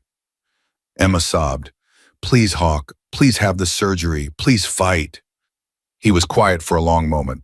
Then he looked at her with those gray eyes that had seen so much. You really want me to fight? More than anything. Even though I'm tired, even though I've made my peace. Yes. Another long silence. Lily would want you to fight, Emma whispered. You're Lily. She'd want her daddy to keep going, to keep helping people, to keep making her proud. Hawk's face crumpled. For the first time since she'd known him, he looked vulnerable, afraid. I miss her so much, he whispered. Every day, every single day. I know. Sometimes I think the only reason I'm still here is because I haven't finished what she asked me to do. Then you're not finished, Emma wiped her eyes. There are still people who need help, still families who are struggling, still kids who need what Lily's house can give them. She squeezed his hand. Fight, Hawk, not for me, not for the foundation. Fight for her. Fight for every little girl who needs to know that angels are real. Hawk closed his eyes. For a terrible moment, Emma thought she'd lost him. Then he spoke. Call the doctor. Tell them I'll do the surgery. Emma collapsed against the bed, sobbing with relief. Thank you, thank you. Don't thank me yet. He managed a weak smile. I'm an old man with a bad heart. No guarantees. I don't need guarantees. I just need you to try. He nodded slowly. For Lily, both of them. The surgery took 8 hours.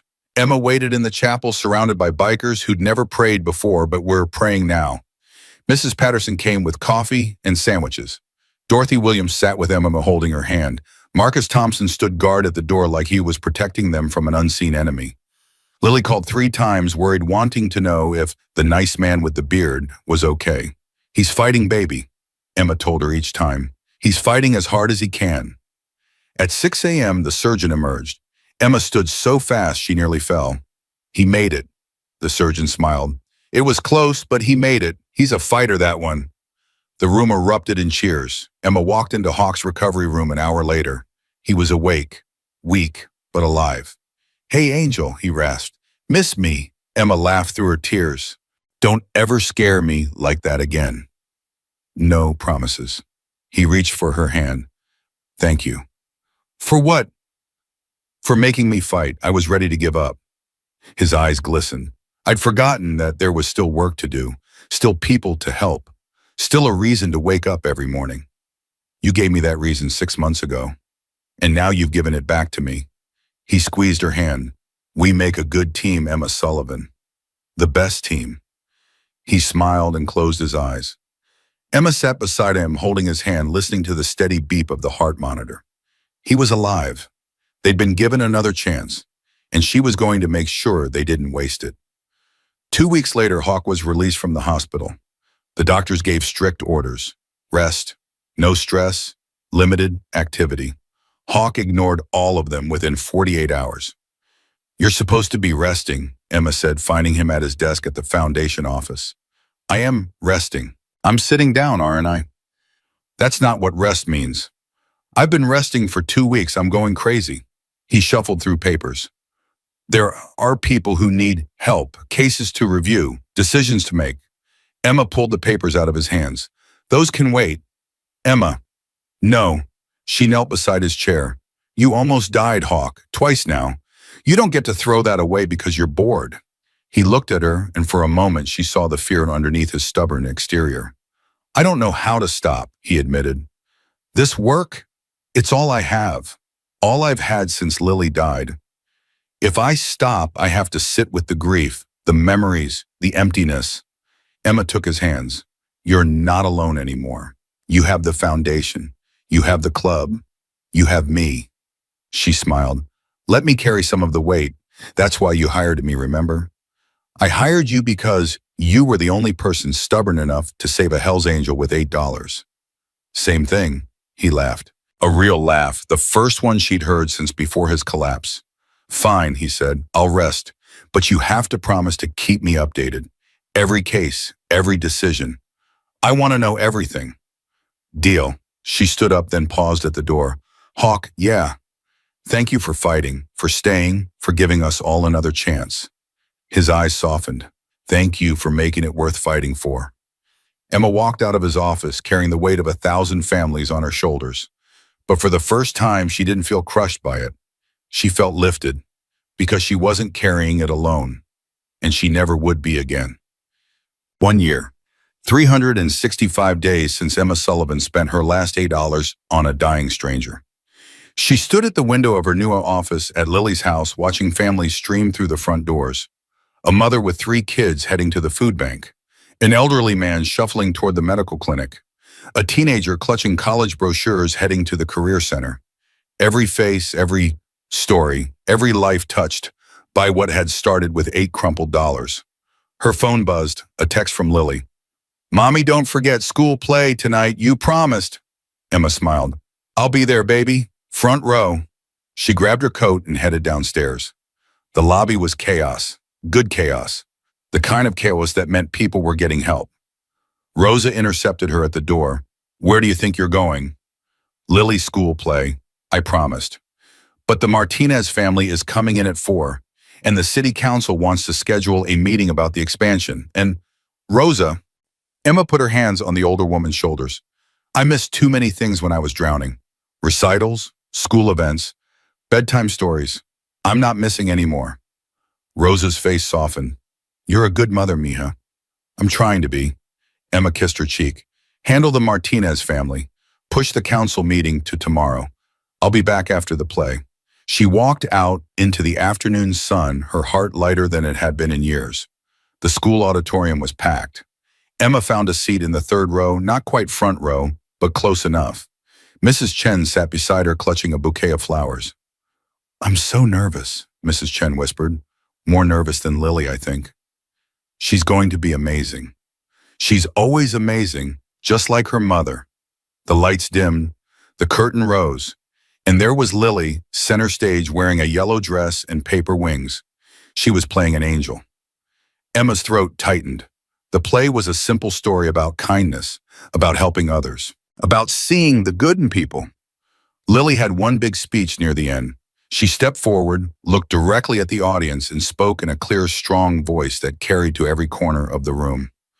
"Sometimes angels don't have wings.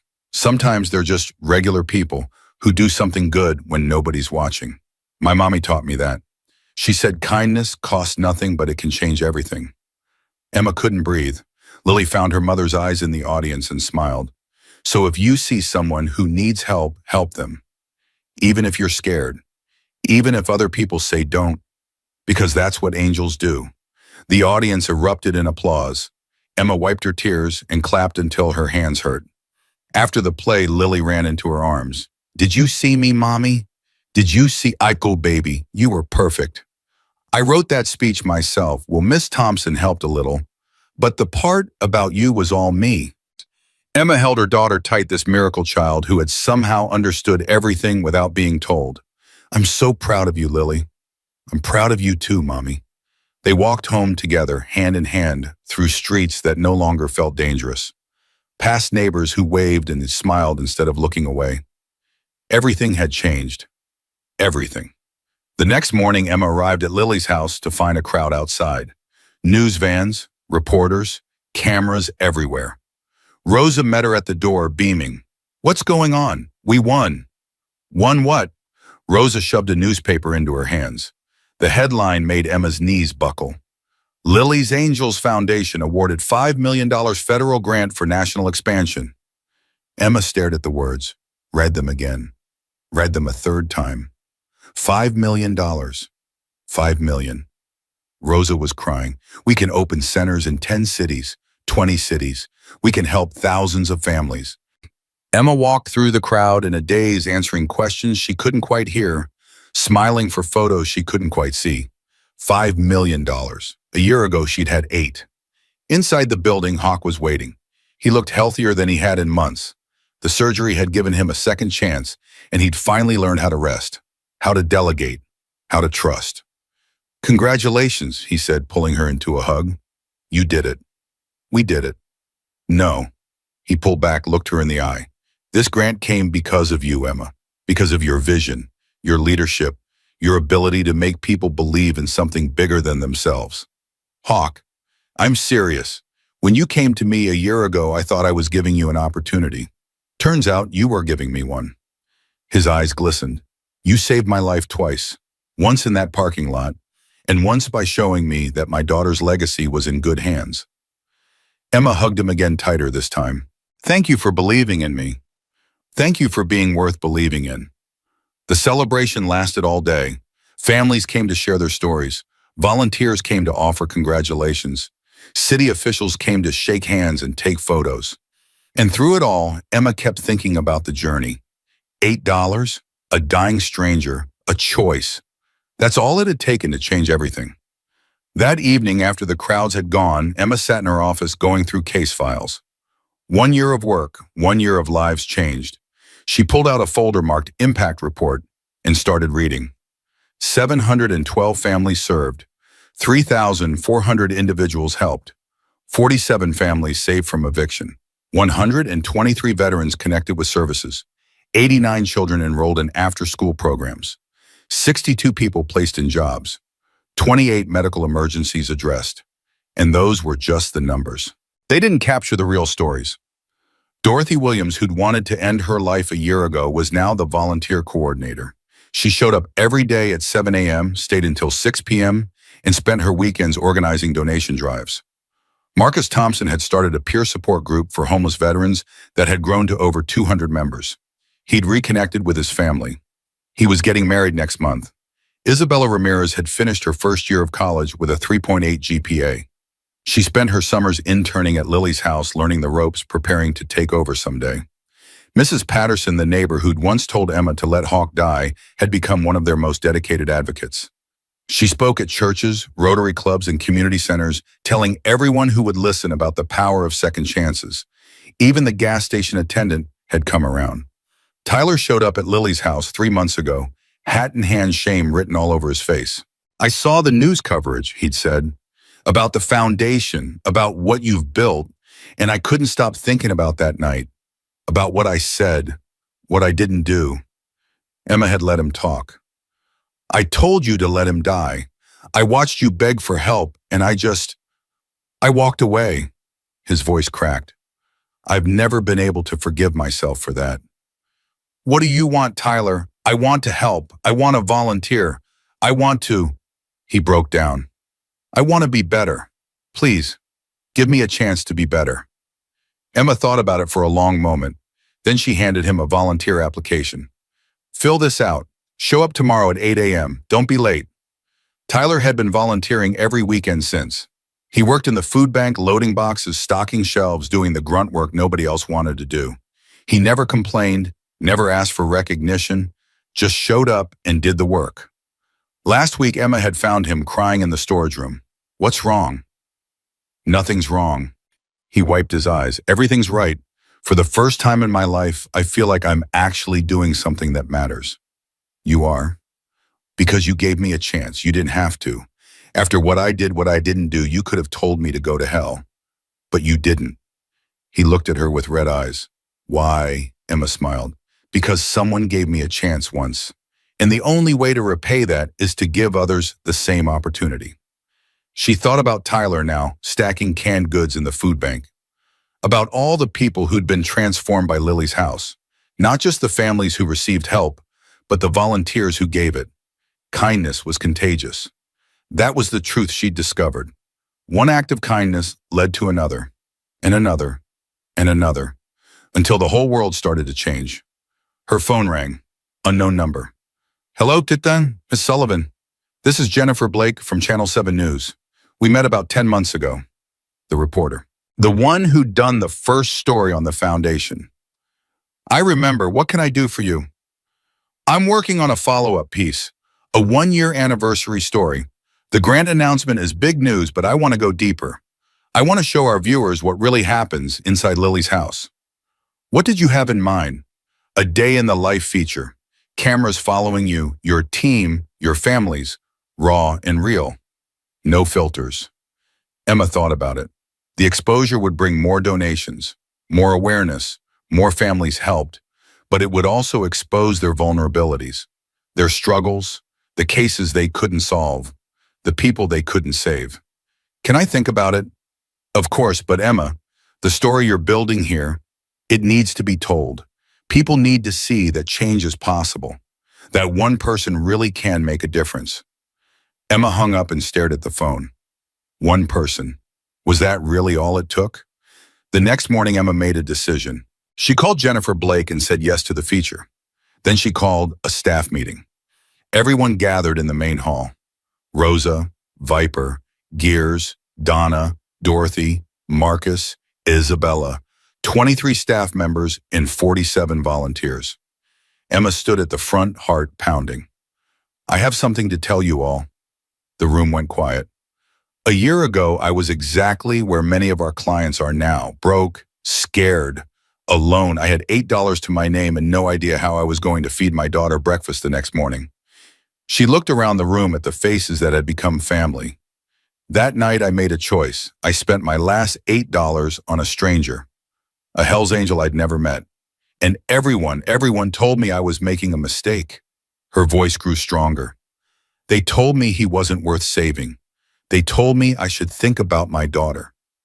They told me that some people don't deserve help. She shook her head. They were wrong. They were all wrong. Because what I've learned this year is that everyone deserves help. Everyone deserves a second chance. Everyone deserves to be seen as a human being, not a stereotype. She gestured around the room. That's what we do here. We see people, we help people, we change lives, not because it's easy, not because it's profitable, but because it's right. The room was silent. Channel 7 wants to do a feature on us, a day in the life piece. I said yes, but I want you all to understand what that means.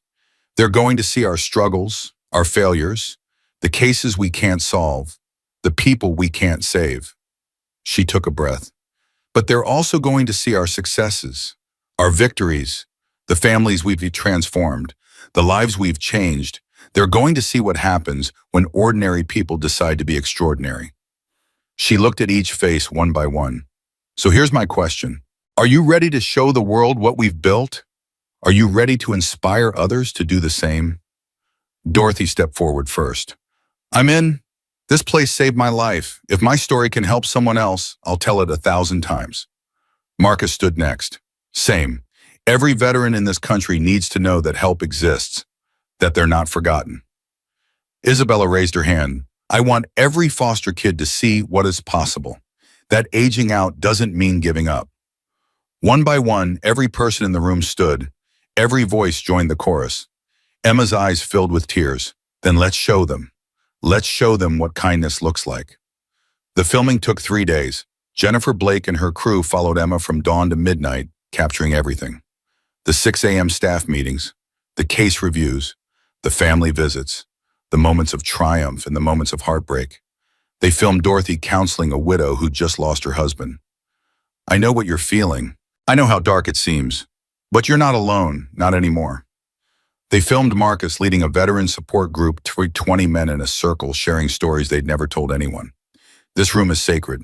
What happens here stays here. No judgment, no shame, just brothers helping brothers. They filmed Isabella tutoring a 15-year-old foster kid, helping him with algebra, telling him about college applications, showing him a future he'd never imagined. You're smart enough. You're good enough. Don't let anyone tell you different. They filmed Emma meeting with a young mother, white 24, blonde hair, 2 kids who'd just escaped an abusive relationship. I don't know how to start over, the woman said, tears streaming down her face. I have nothing. He took everything. Emma took her hands. I was you, not that long ago, different circumstances, but the same feeling, the same fear. She squeezed. And I'm telling you right now that you're going to be okay. We're going to help you. You're not alone. The woman broke down sobbing. Emma held her until the tears stopped. Later, Jennifer pulled Emma aside. That moment with the young mother, that was incredible. That was just Tuesday.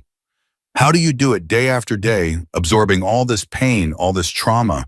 How do you keep going? Emma thought about the question. Because every time I help someone, I see myself. The me from a year ago. The me who was desperate and scared and had no one. She shrugged. I can't go back in time and help that versions of myself, but I can help the person standing in front of me. And that's enough. That has to be enough. The feature aired on a Sunday evening. Emma watched it at Lily's house, surrounded by staff and volunteers and families. Jennifer Blake's voiceover opened the piece. 1 year ago, a single mother with $8 to her name made a choice that would change everything. Today, we take you inside the foundation that choice created. This is the story of Lily's house. The next 60 minutes showcased everything they'd built.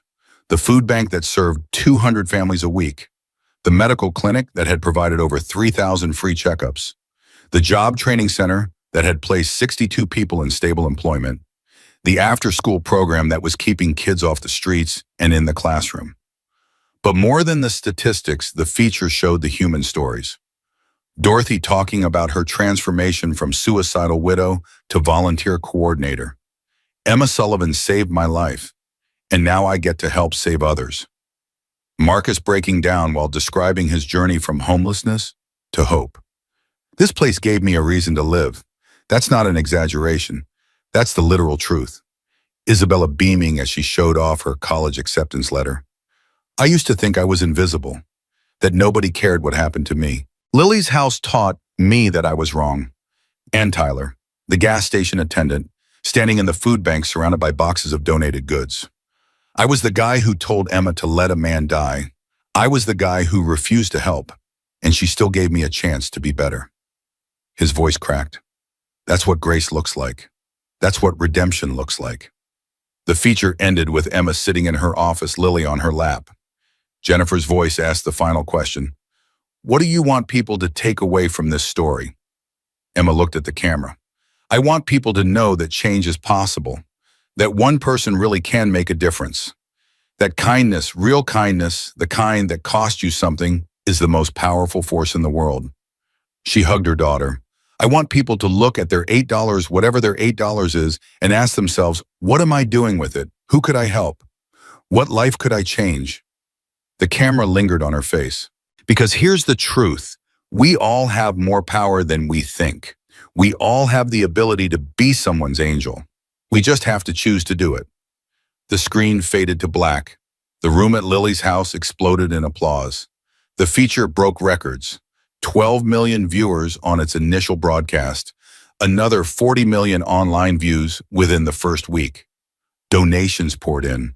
Volunteers flooded the phone lines. Other cities reached out asking for guidance on starting their own programs. Emma gave interviews, spoke at conferences, became a spokesperson for kindness in a world that had forgotten what it looked like. But through it all, she never forgot where she came from. Every morning before the chaos began, she sat in her office and wrote in a small journal 3 things she was grateful for, just like her grandmother had taught her. And every night before she went to bed, she looked at the framed receipt on her wall. Aspirin, water, $7.80. The receipt the nurse had found in Hawk's pocket. The receipt that had started everything. 1 year to the day after the gas station, Emma returned to the spot where it all began. The Maple Street gas station looked the same as it had that night. Fluorescent lights buzzing, empty parking lot. The same board attendant, not Tyler, a different one, staring at his phone inside. Emma walked to the spot where Hawk had collapsed, where she'd knelt in the oil-stained pavement and fought to save a stranger's life. She stood there for a long moment, remembering the fear, the doubt, the voices telling her to walk away, and the choice she'd made despite all of it. Footsteps behind her. She turned. Hawk stood there, healthier than he'd looked in years. Behind him, Viper, Rosa, Dorothy, Marcus, Isabella, the whole family. What are you all doing here? Hawk smiled. You didn't think we'd let you do this alone, did you? He walked to her side and looked down at the pavement. 1 year ago, I died right here. My heart stopped. My life was over. He turned to face her, and then a stranger with $8 and a good heart brought me back. He reached into his vest and pulled out a small box. This is for you, from all of us.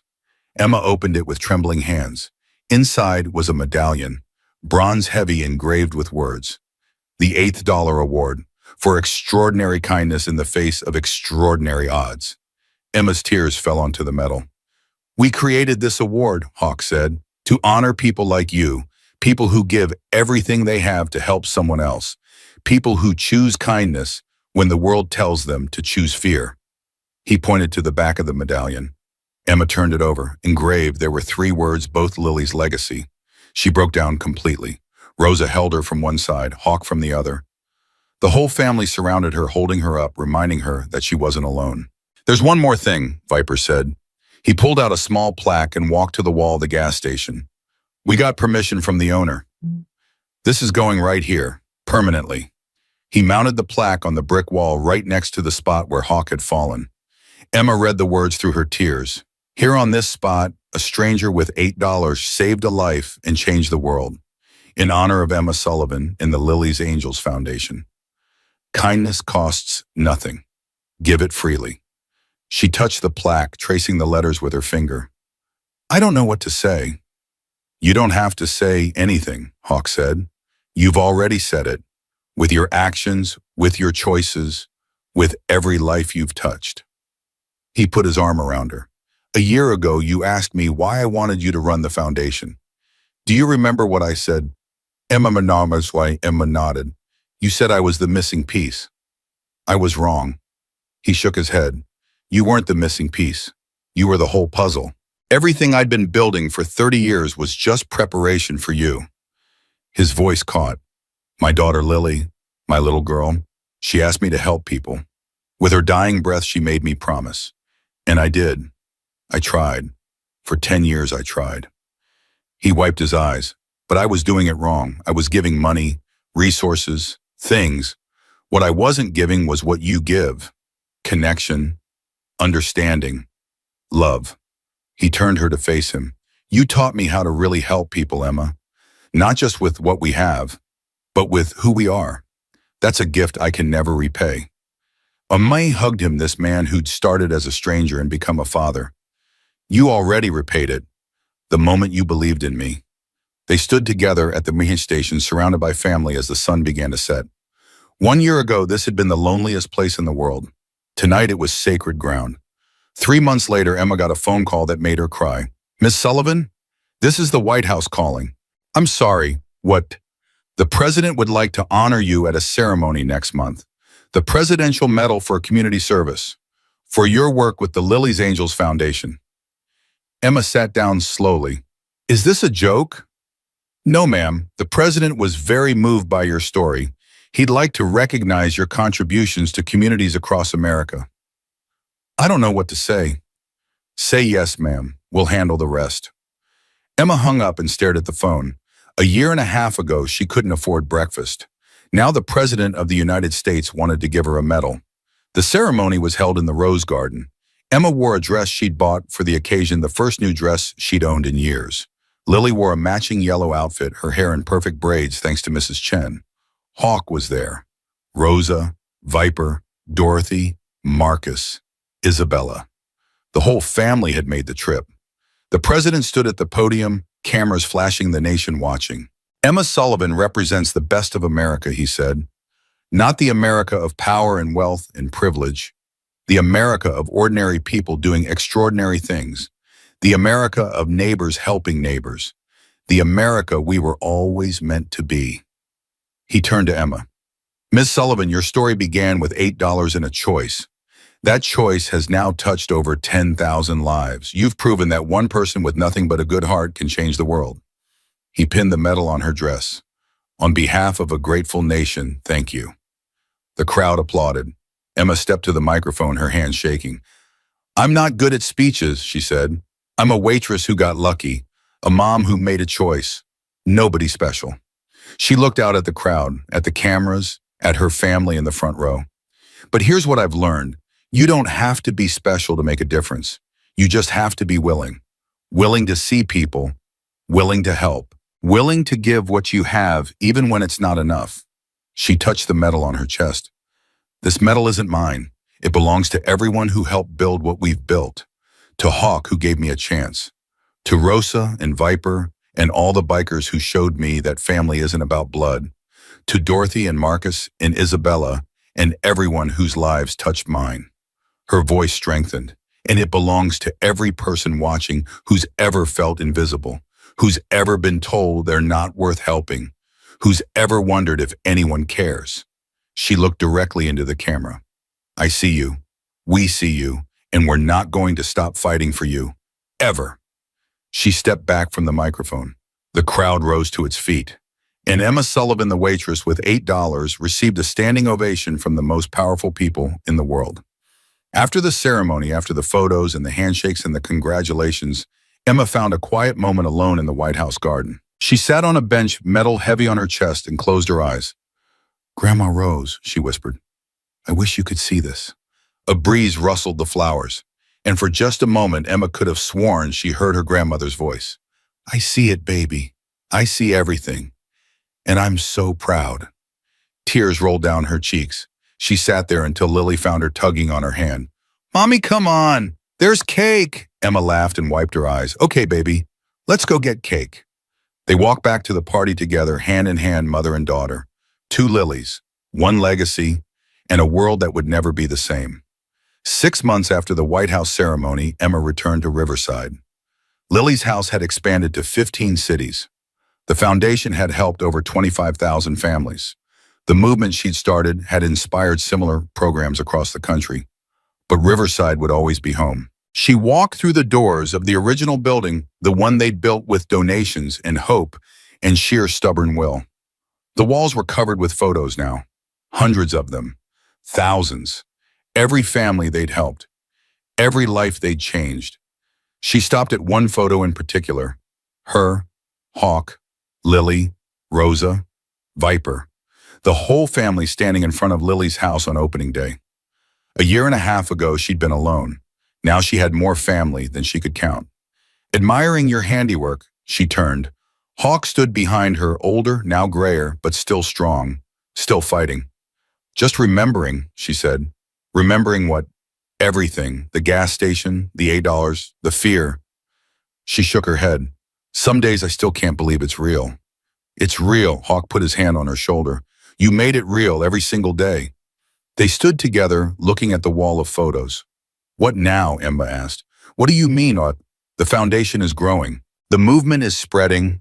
We've accomplished more than I ever dreamed." She turned to him. "But I keep feeling like there's more, like we're just getting started." Hawk smiled. "That feeling never goes away. The more you help, the more you see how much help is needed." He squeezed her shoulder. "But that's okay. We don't have to save everyone. We just have to keep trying. One life at a time. One life at a time." She looked back at the photos. "I think about the people we couldn't help," she admitted. "The ones who slipped through the cracks. The ones we weren't fast enough to catch." "I know. I think about them too." "Does it ever get easier?" Hawk was quiet for a long moment. "No," he finally said. "It doesn't get easier, but it gets clearer. You start to understand that you can't save everyone. You can only save the person in front of you. And that has to be enough." Emma nodded slowly. Grandma Rose used to say something similar. She'd say, "You can't carry the whole world, baby, but you can carry your corner of it." Smart woman. The smartest. They walked through the building together, past the food bank and the medical clinic and the job training center, past the after-school room where kids were doing homework, past the veterans lounge where Marcus was leading a support group. Every room full of people, every person full of hope. "You know what I realized," Emma said. "What? The night at the gas station when everyone told me to walk away, they weren't wrong, not completely." She stopped choosing her words carefully. "They were scared, just like I was. They'd been hurt by the world just like I had. The only difference was that I chose to act despite my fear. They let their fear choose for them." Hawk nodded. "Fear is a powerful thing. But so is love. So is kindness." Emma smiled. "And those are choices too." They reached the main lobby where a new family was waiting. A young father, black, mid-20s, exhausted, sat with two little girls filling out intake forms. Emma walked over. "Hi, I'm Emma. Can I help you with something?" The man looked up, relief flooding his face. "My wife passed away 2 months ago, cancer. I've been trying to hold things together, but..." His voice cracked. "I got laid off last week. We're about to lose our apartment. I don't know what to do. I don't know where else to go." Emma sat down across from him. "What's your name?" James Wright. "And these are my girls, Destiny and Hope." Ummo looked at the two little girls, 7 and 5 years old maybe, eyes too old for their faces. They'd seen too much, lost too much, just like Lily had. James, I want you to listen to me carefully. Emma took his hand. You're not alone anymore. Whatever you need, housing, food job, training, counseling, we're going to help you, all of you. James broke down crying. I'm sorry, he sobbed. I'm sorry, nobody's helped us. Nobody's even tried. Everyone just keeps telling us there's nothing they can do. We can do something, and we will. Emma squeezed his hand. I was where you are, not that long ago. I know how dark it feels, how hopeless. But I promise it gets better. You just have to let us help. She turned to the little girls. Destiny, Hope. Those are beautiful names. The older girl spoke up, her voice barely a whisper. Mama picked them. She said we were her destiny and her hope. Emma's eyes filled with tears. Your mama was right, and we're going to make sure you live up to those names, both of you. She pulled them all into a hug, this broken family. She'd just met this stranger who'd walked through her doors with nothing but desperation and two little girls. And she thought about the gas station, about the $8, about the choice she'd made when everyone told her not to. This was why. This moment. This family. This chance to be the help that someone desperately needed. This was why kindness mattered. This was why she'd never stop. That night, after James and his daughters had been set up with temporary housing, after the last case file had been reviewed, after the building had emptied out, Emma sat alone in her office. She pulled out her journal, the one she'd kept since her grandmother died. 3 things I'm grateful for today. James writes, daughters smiling for the first time in months. 2, Hawk's health stronger every day. 3, Lily, who reminded me at breakfast that helpers are the best kind of people. She closed the journal and looked at the receipt on her wall. $782, the price of aspirin and water. The price of saving a life. The price of changing the world. She thought about her grandmother's words. Kindness costs nothing, baby. Rose had been wrong about that. Kindness cost everything. It cost your comfort, your safety, your certainty. It cost you the easy path and the safe choice. It cost you the luxury of looking away. But what it gave you in return was worth infinitely more. Connection, purpose, family. The knowledge that your life meant something, that you'd made a difference, that you'd been someone's angel when they needed it most. Emma stood and walked to the window. The streets of Riverside stretched out before her, dotted with lights full of people living their lives. Some of them were struggling. Some of them were hopeless. Some of them were one bad day away from losing everything. But now they had somewhere to go, someone to help, a place where they would be seen and heard and valued. Lily's house, built with $8 and a choice. Emma smiled, and tomorrow she would do it all again. Because that's what angels do. Emma Sullivan started with nothing. 8 crumpled dollars, a daughter to feed, a stranger dying on cold pavement. She made a choice that night, the choice to help when everyone told her not to, the choice to see a human being instead of a stereotype, the choice to give everything she had for someone she'd never met. That choice changed her life, but more than that, it changed thousands of lives. The families fed, the veterans housed, the children educated, the hopeless given hope, and all because one woman decided that kindness mattered more than fear. All because she spent her last $8 on a stranger. So here's the question for you. What's your $8? What do you have that you could give? Who's the stranger in your life who needs help? Because here's the truth, Emma learned. You don't need money to make a difference. You don't need power. You don't need permission. You just need to care and to act. That's it. That's the whole secret. So go. Find your gas station moment. Find your stranger who needs saving. And when the world tells you to walk away, when fear whispers that it's not your problem, that you should protect yourself, that some people aren't worth helping, remember Emma Sullivan. Remember the $8. Remember that one choice, one act of kindness, one moment of courage can change everything. Because it can, it did, and it will again. The only question is, will you be the one to make it happen?